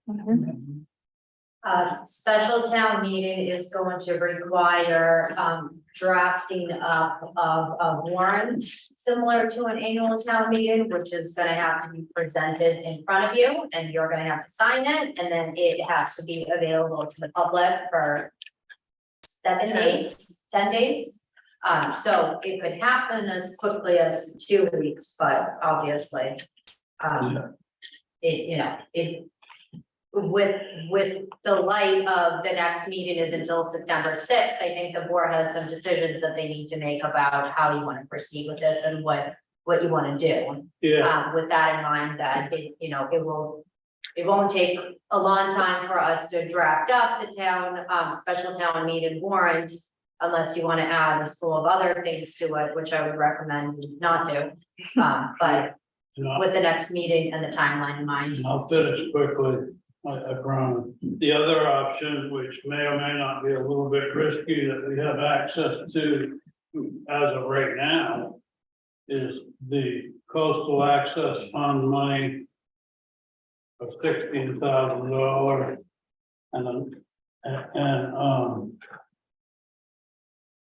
and about 65% of our selectmen's contingency, which would only leave a balance of about $5,500 in our selectmen's contingency. That's another option. I'm not saying it's a great one, but it is an option that is available to this board as we sit here tonight. Thank you. Yep. I was just gonna ask, how long is the project gonna take? Did they say how long it would take? I would say 2 weeks. So it's only 2 weeks long for the whole thing? 2 to 3 weeks, Okay. yeah. We're gonna say, could they do The remediation involves, bringing in a couple of loads of, well, it's replacing the stone that is strewn about, putting it back where it had been, and then drilling and pinning that stone, which is something we did not do the first time, should have probably. And then stacking these planter boxes. I was kind of thinking it was. So I think it's 2 to 3 weeks. But it involves bringing over a lot of heavy equipment. And it would make sense for the town to do it at the same time. Yeah. with all the management here. It's gonna cost a lot more. From the other, and I'm not 100% certain of this, but the homeowners are also bearing the cost of the barging of that equipment. It's not in the town's portion. So you would receive the benefit of that as well. Okay, thank you. But I actually think there's a good reason to take this to the special town meeting. I think it's, to your point, what sort of floodgates are reopening? The floodgates are already open. These situations are going to continue to recur. And how we deal with it as a community, we're just starting to come to grips with it. So I think it would be a good move to have this particular project go to town meeting for the entire amount. In that direction. so if we do this and go to town meeting with it, are we asking the town to take it out of the Indian Point retaining wall? I think to Vika's point earlier, we need to talk about where we think the town, where the select board recommends it comes from. I'm just saying, I think the concept of the decision being made at town meeting to fund this is the right way to go. I think, Vika, weren't you making the point earlier that we don't need to decide tonight what the proposal would say? You don't need to decide tonight, but with the warrant article, it needs to be specific enough to suggest to the taxpayers exactly where the funds and how much of the funds are gonna be coming out of. So the warrant article would be specific to say that, you know, to fund this project out of general fund or take the money from a different reserve account. So to write the warrant article, do you need a motion? So to write the warrant article and to write the special town meeting warrant, I don't, what would be needed is a motion for you to sign it and to approve it. Once it's approved. Which would then, once it's signed and approved, it would then need to be advertised to the public for 7 to 10 days. I think it's 10 days is the legal amount, before the special town meeting. So if you're looking to do this between now and your next meeting, or do you want this warrant, you know, to come in front of you at the September 6th meeting, which based on the timeline, you know, I think those are decisions that are important for you to make tonight, because the next meeting isn't until September 6th. I'd like to make a motion. Go ahead, Bob. I move that we schedule a town meeting to vote on pulling an amount of $25,000 from the general fund for the purpose of funding the town work on the Soul Road right away as described in this plan. What was the last few words of that as described? As described in this plan.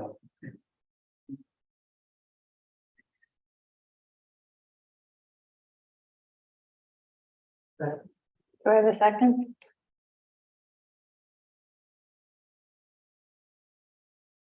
I would assume that's a no. Is there anything you want to change about this? I have something to say if I may. Please. I might consider seconding it if there was a date for it, Yes. for a goal Of the of town meeting. that meeting. And then I'm going to have some concerns about, asking any contractor to start work without some sort of deposit Right. on the work, so I have a suggestion. But my thought, in terms of making the motion now versus waiting until the next meeting was simply to keep it moving because of the schedule that's been described. Mhm. And the mobilization and just being part of that, barging and all that kind of thing. I'm gonna defer to the lady at the other table. If you do that, you really should probably talk about having a select boards meeting scheduled prior to September 6th, because the town warrant is gonna have to be approved in a public meeting by you Right. to do that.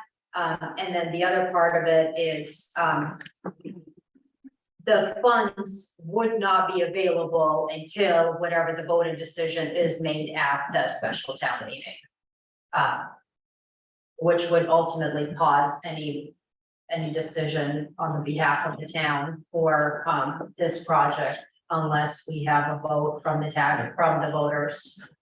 If I amended my motion to include a date for this special town meeting of September 9th.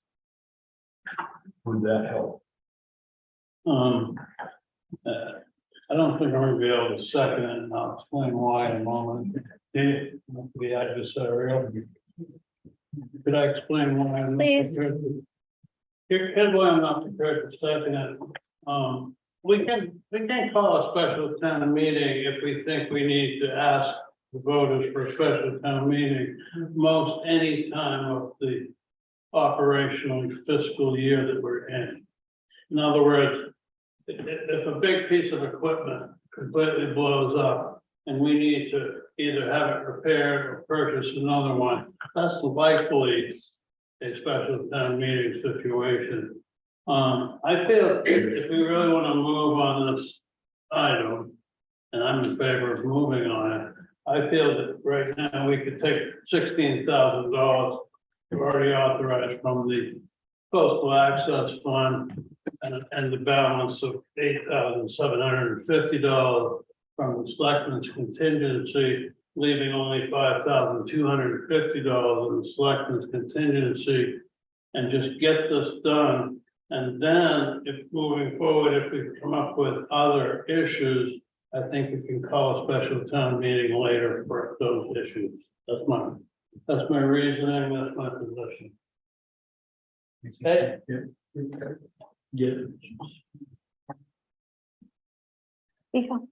So if that were the decision that the board chooses to go with, then you as a board are making a decision to move forward with this project versus with the special town meeting allowing the voters to make that decision. In which case I would need a motion to authorize me to pull the money out of those reserve accounts to then be able to fund the costs for the project. Mark, I'd like to make a motion to authorize the town administrator to, Mark, can you just, so Bob, you're rescinding your motion? It's good. Okay, please. I'd like to make a motion to authorize the town administrator to use $16,000 from the coastal access fund and a balance of $8,750 from the selectmen's contingency fund to fund the repair down at the end of Sewell Road, which is owned by the town of Shabig, to repair the beach stairs and remediate the damage to the shoreline. Like second. Josh seconds it. Is there any discussion? Donna? Yeah, so again, I'm talking about the stairs, and I haven't seen the plan, so I don't know what they look like. Is it just to fix the stairs that are there now, or is it to make it better? Because if you To want make it, it better, it will make it better. We'll make sure of it. Johnny? we'll make sure of it. Okay, all right. I understand that, Rick, but I mean, I'm not saying it won't wash away. Watching the rocks, I mean, it's gonna be better than it is now. All right, thank you. My only comment is that I am not in favor of taking out a contingency this early in our budget. I am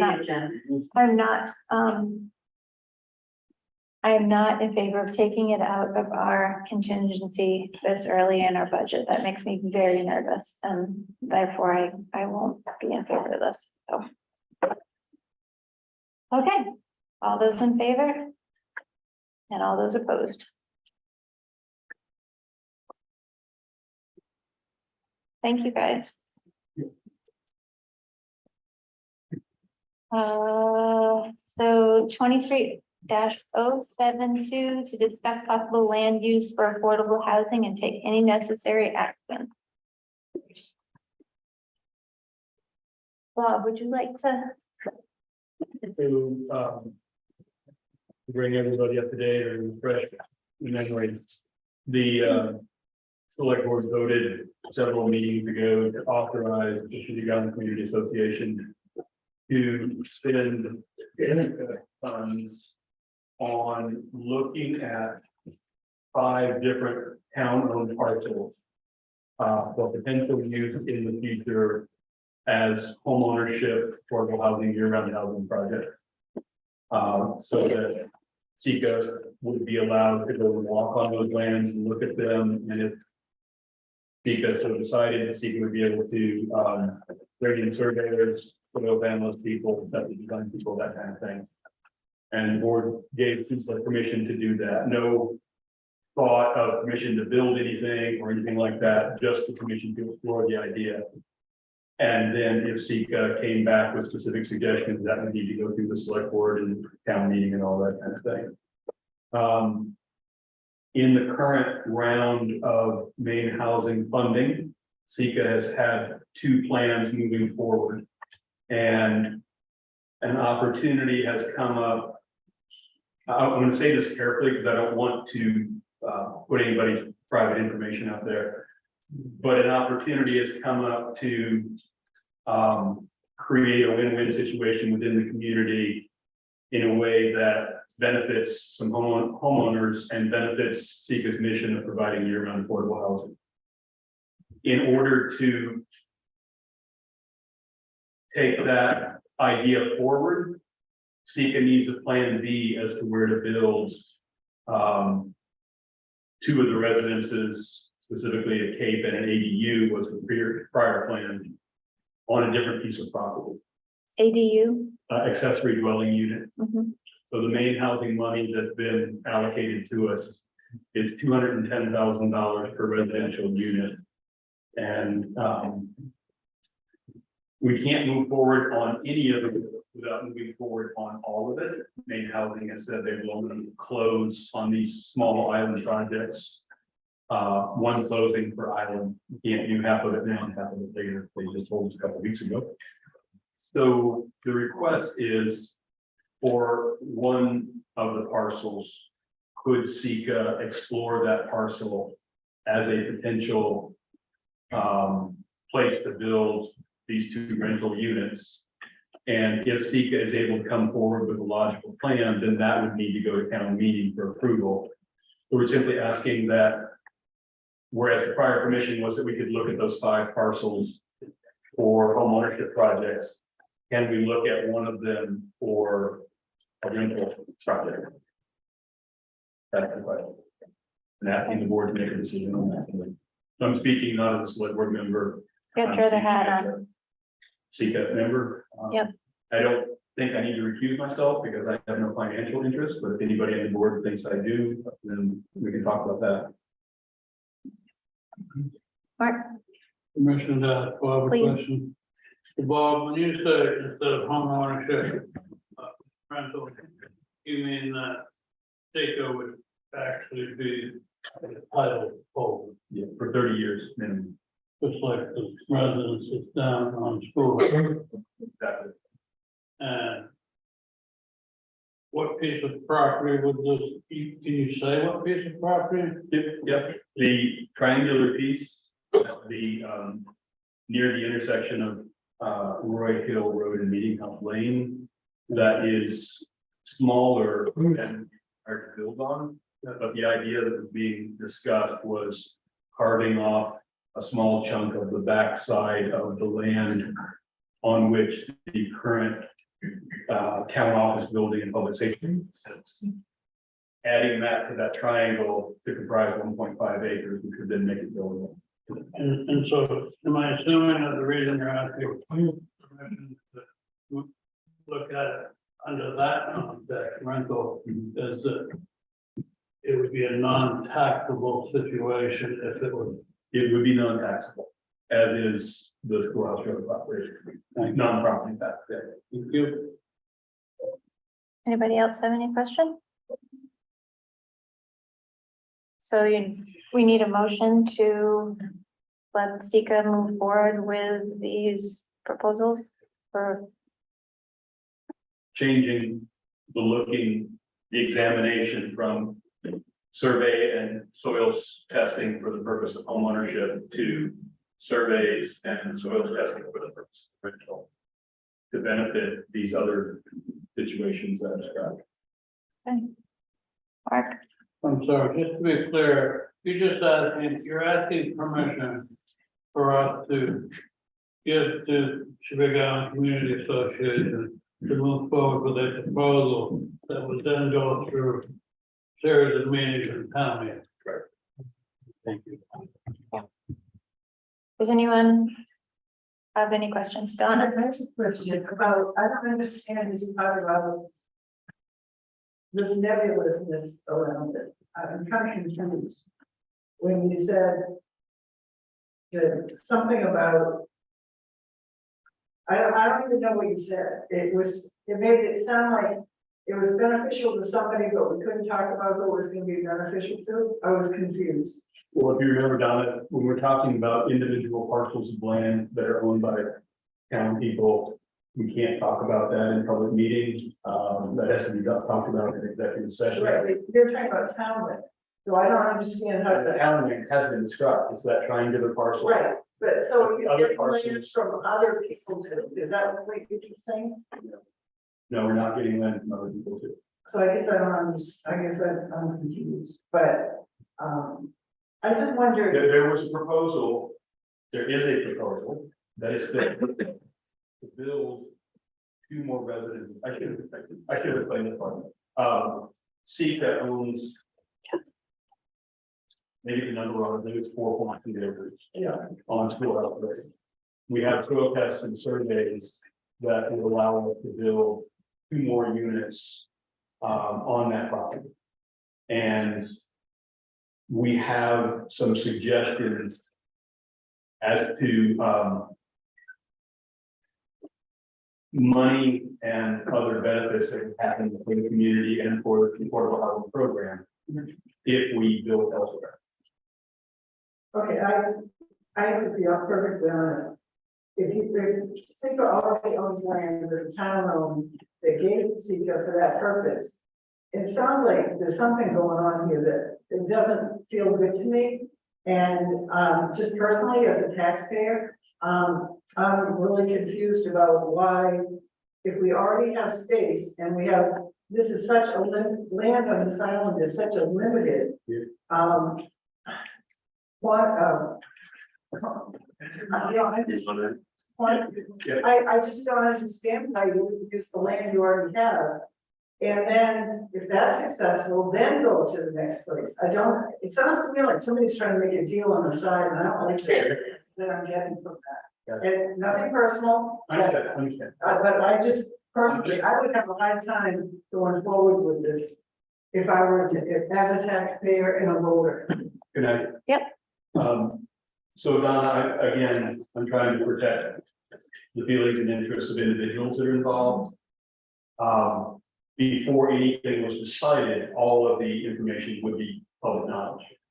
This is only asking permission to do survey work and soil testing work to see if the land in question could be used. And if it did survey out properly, if the lines came out properly, if the soil testing was such and well distances and all that kind of thing came out, then SEQA would come back to the select board and ask for permission to put that on town meeting, whether it's a regular town meeting or a special town meeting, with all the information out front. But I'm not. Well, and as I said, as a taxpayer, I would vote against that. I would vote for developing the land you already have. Right. And this. I would just offer, I can offer an opinion. I think if you knew the details, you would probably change your mind. I know how you If feel. somebody's trying to buy somebody, I just give us money, and because they don't want something in their backyard, that doesn't feel good. And so, I can tell you it's not just what you're describing. I would classify as an envy. It's not that, but I can't. Okay. Suhail? I'd just like to ask Bob, I mean, is he speaking as a selectman or is he speaking as a member of SEQA tonight? Because I'm confused. How could you be sitting as a selectman and asking permission for certain testing? I just clarify or educating. I'm sorry. I said earlier, I was speaking as a member of the SEQA board. Sorry, I shouldn't say it. But I said, So when the voting comes, you will not be voting. no, I can, unless someone on the board would ask me to recuse. Refusal is based on financial interests. I have no financial interest. I do not get paid for anything I do with SEQA. Then just clarification. Yeah. Eliza? Yes, please. Well, I want to say first, thank you for all of the work that SEQA has done and is doing. It is the most critical, one of the most critical things to the lifeblood of this island, which has the potential to wither on the vine because we can't keep young people here and because there's such a limit on housing. So while this offers a solution of a 2-house or a 3-house, the issue is much larger. And I want to make a proposal to our town to have a stake in this, to that while SEQA is looking at doing these buildings, I think it's time to look at a town committee or a town commission, just to ensure that the town has a stake in this, which is a part of what's happening with the long range planning of this town, and to have it have all of the advantages of being a committee. I mean, we have a TIP committee, we have a shellfish commission. I think that we need to have one for housing, because these solutions need to be not for families that need to move here today or want to stay here tomorrow. It really needs to build a community for 50 years that's going to be sustainable. So we really are talking about a larger scale solution that's needed than to put a couple of houses here and here, because that's what competes with our $800,000 houses that we have available right now.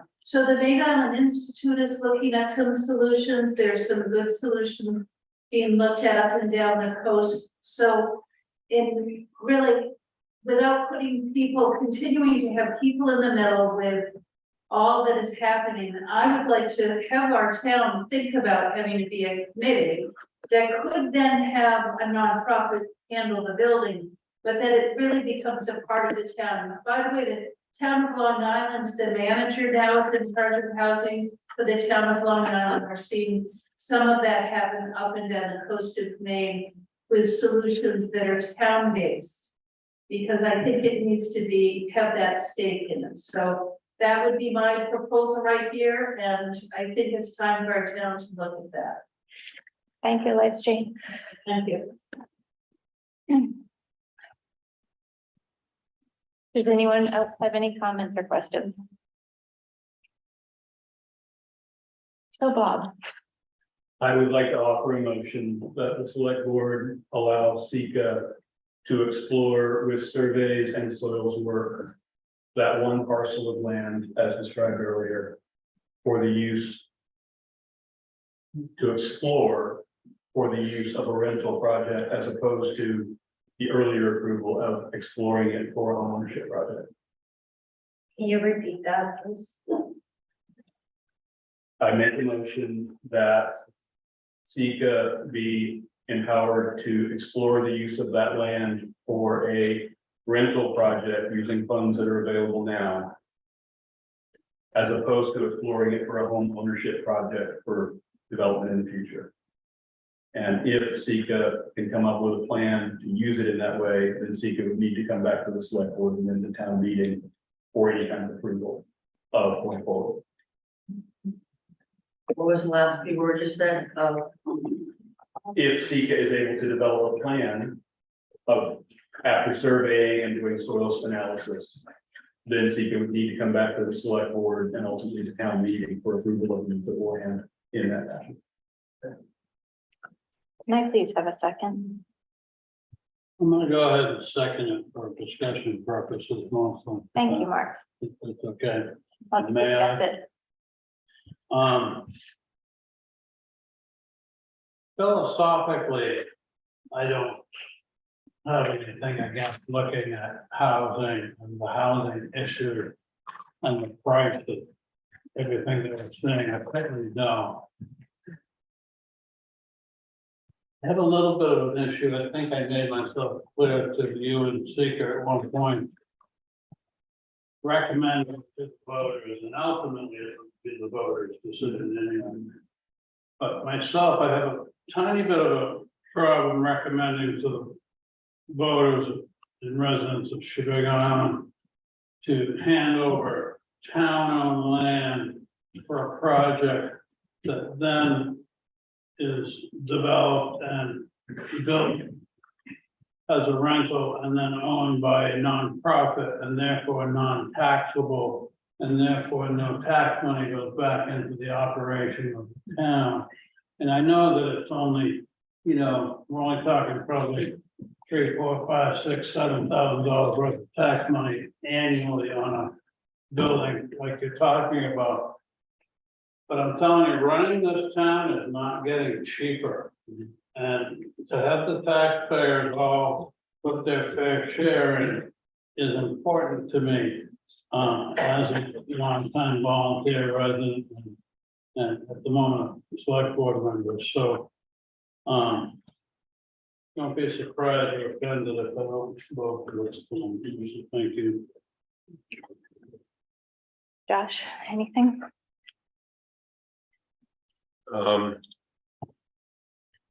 Yeah, I guess I'm kind of, I keep hearing about getting young people here, but I don't necessarily think that just putting up housing is gonna bring young people to the island, because you might have people that just rent and stay and yeah, so that's kind of where I stand on it, and I'm kind of in the same boat as Mark with the taxes and whatnot, so I just wanted to say that.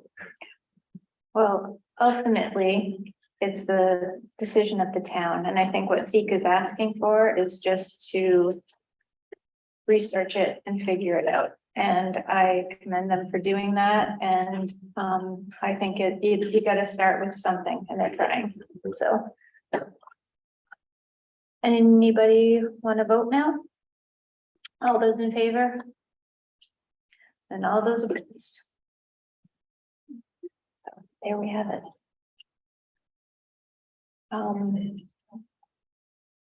Don't know what else we can do there. Thanks. Oh, Jen, yeah, I really think Eliza has come up with an idea. They have some kind of a committee that would be town and representatives from Sika, because I was the town representative when they did the project on Schoolhouse Road. And I felt, well, I was told I shouldn't even vote, and I was on the committee because I wasn't a member of Sika, even though I was representing the town. So I think it's really important if we sell this to the whole community, that we make sure that we have not just a nonprofit working on it, but also have people from the community on it representing the town, so that we can bring people together.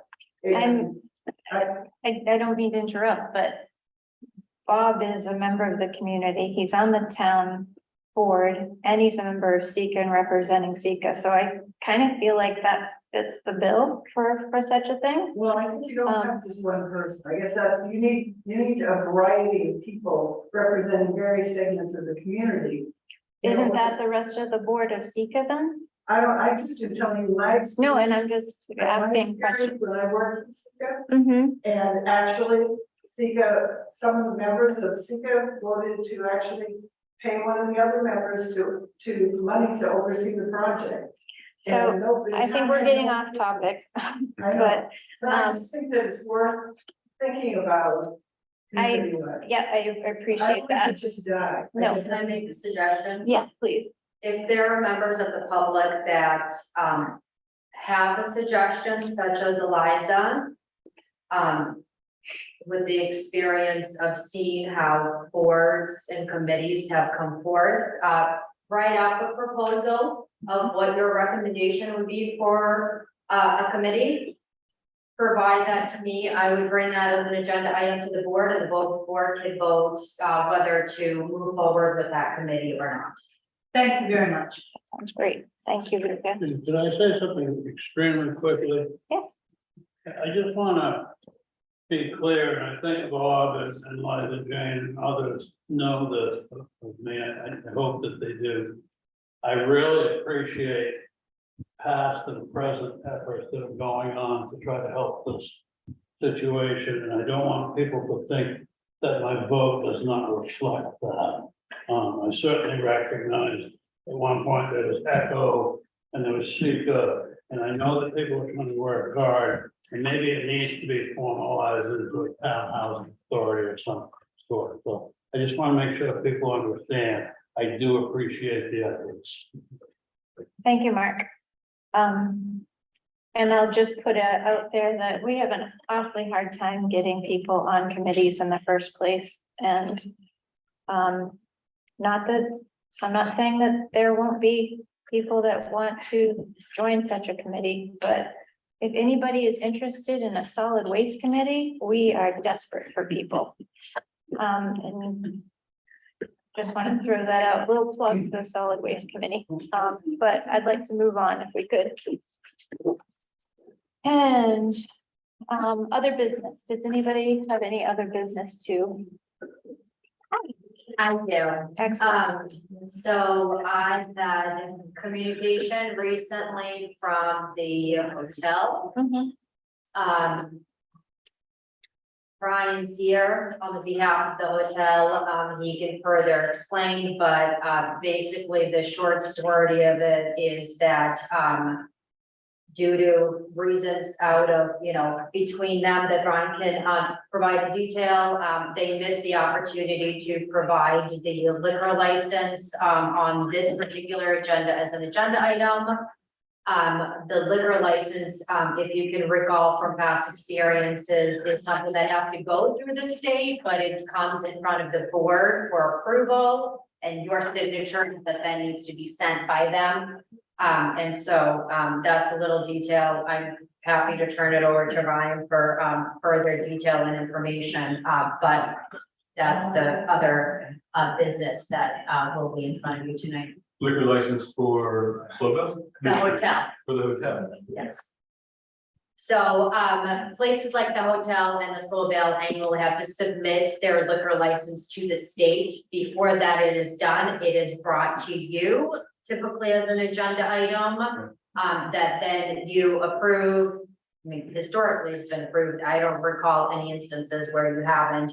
you sign it, and then they take that, and then they send it to the state, and that state ultimately makes the decision whether to approve it or not approve it. I thought we typically did those in the spring. With the liquor licenses, they vary based on when the expiration date is for the liquor license. What you're referring to is especially amusement and visual licenses, yes. And a lot of times we do both because seasonal businesses generally get their liquor license in the beginning of the season and go So from there. in this situation, I had Brian came to me through communication, asking to be on the agenda item. Due to the fact that, my understanding is whoever was in charge of this left. It kind of fell in his lap, but at that point, it was too late for us to put it on the agenda item, so my recommendation was. He come, it'd be brought under other business, and then decision would be made to the board to decide whether they would be comfortable to vote it or wait until, the next agenda item. The hang-up is there. I don't know, when does it expire? It's expired. It expired yesterday. So we are. Essentially, thank you for your time. We changed management teams, and have changed.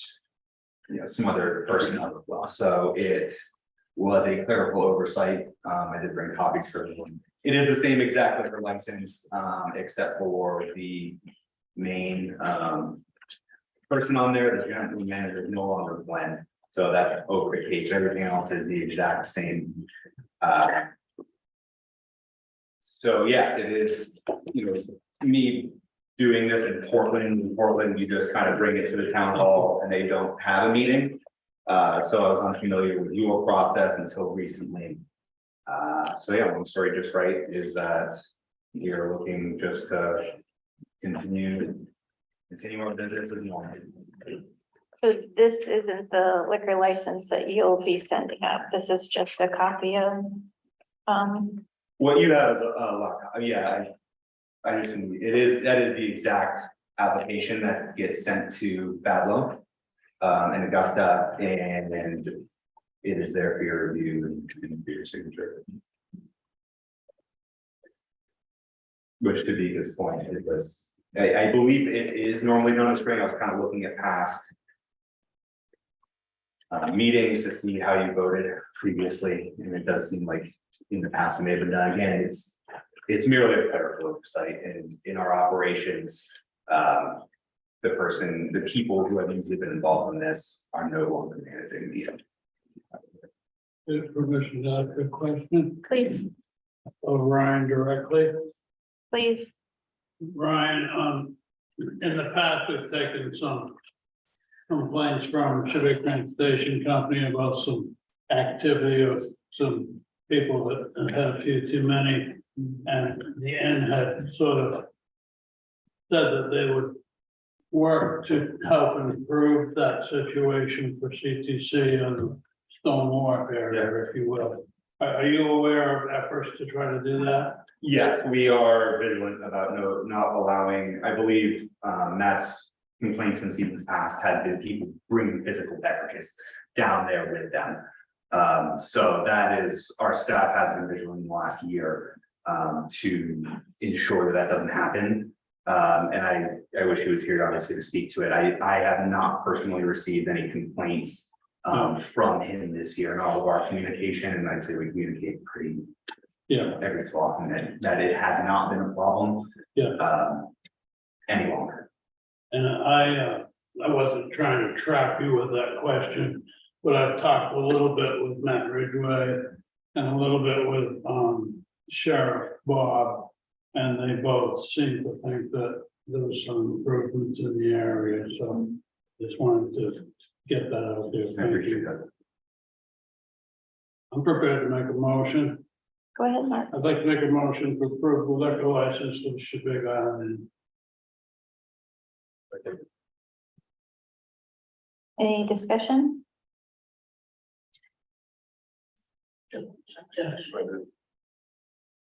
Okay, all those in favor? All those, we're good there. So there's gonna be on the second page, there's gonna be a section under officials, if we can get your name and signature on it.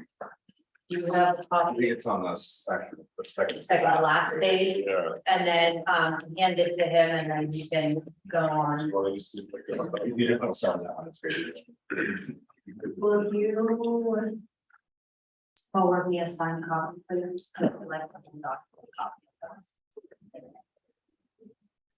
Thank you for your time. So are you allowed to sell liquor?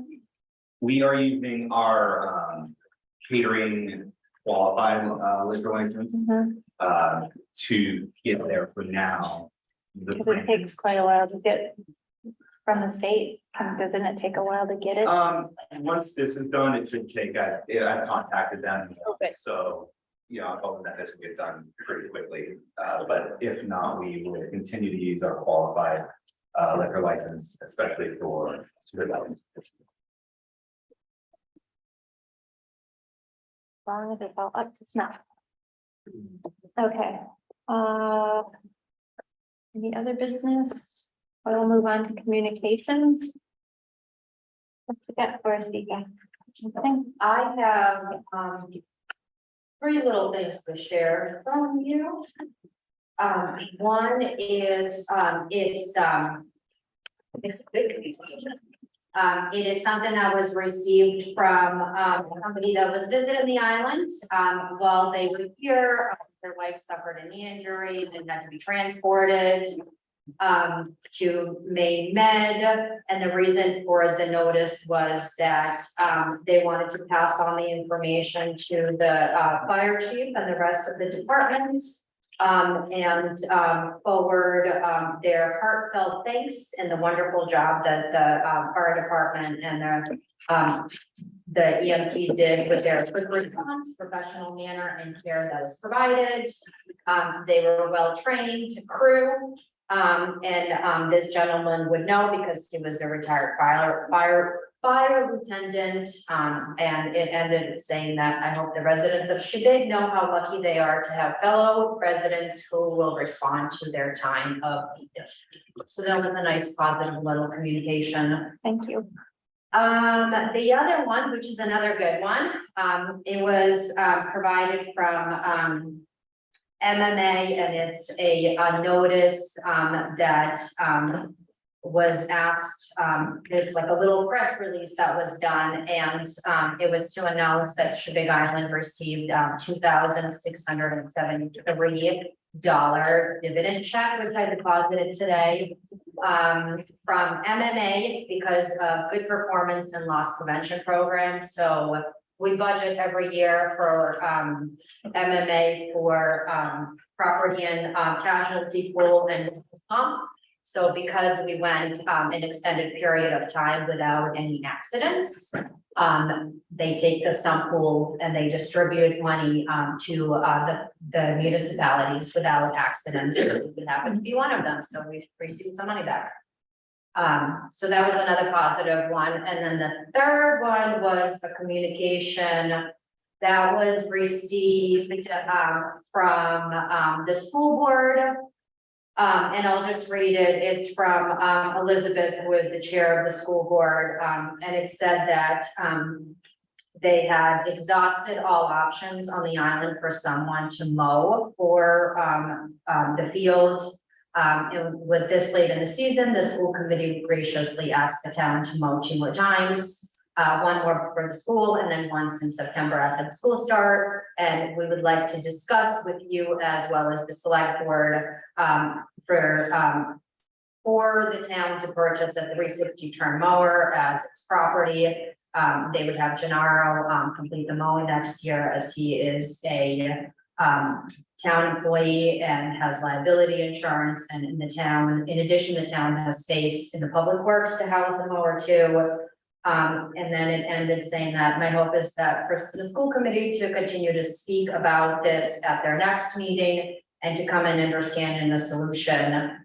And so I had responded to this email, just providing information that, like I had mentioned to you a number of weeks ago, that the Public Works Department was going to mow through, the end of, the season.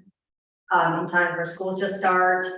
But we wanted to be up to date with any information that came forward as far as finding somebody to mow. And so this was the communication, and my follow-up was that, yes, they can mow these 2 times. And I explained due to, reasons that, if the decision was made to buy a 360 turn mower, that it would be a discussion, that would need to be had with the board.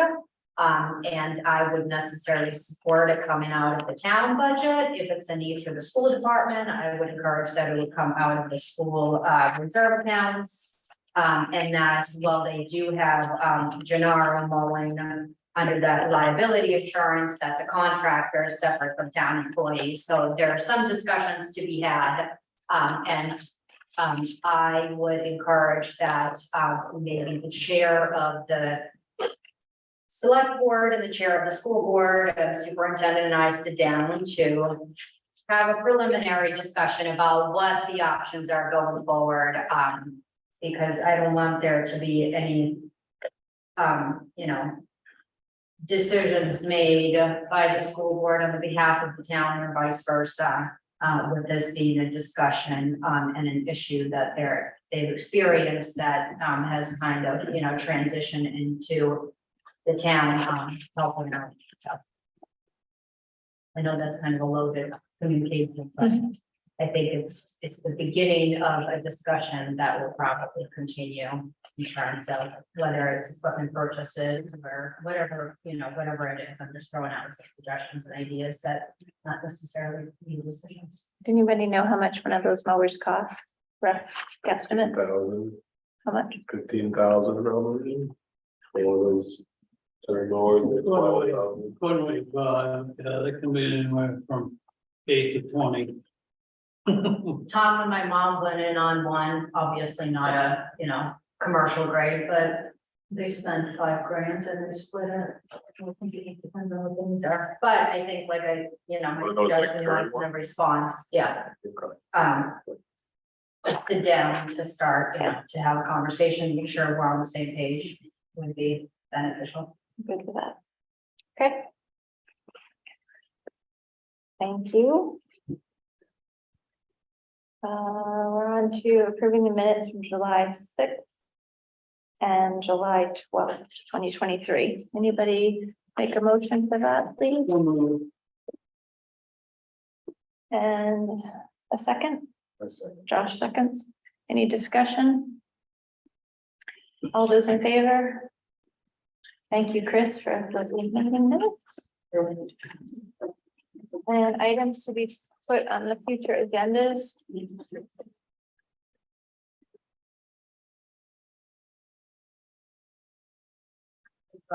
For the 2 from today. Coastal water.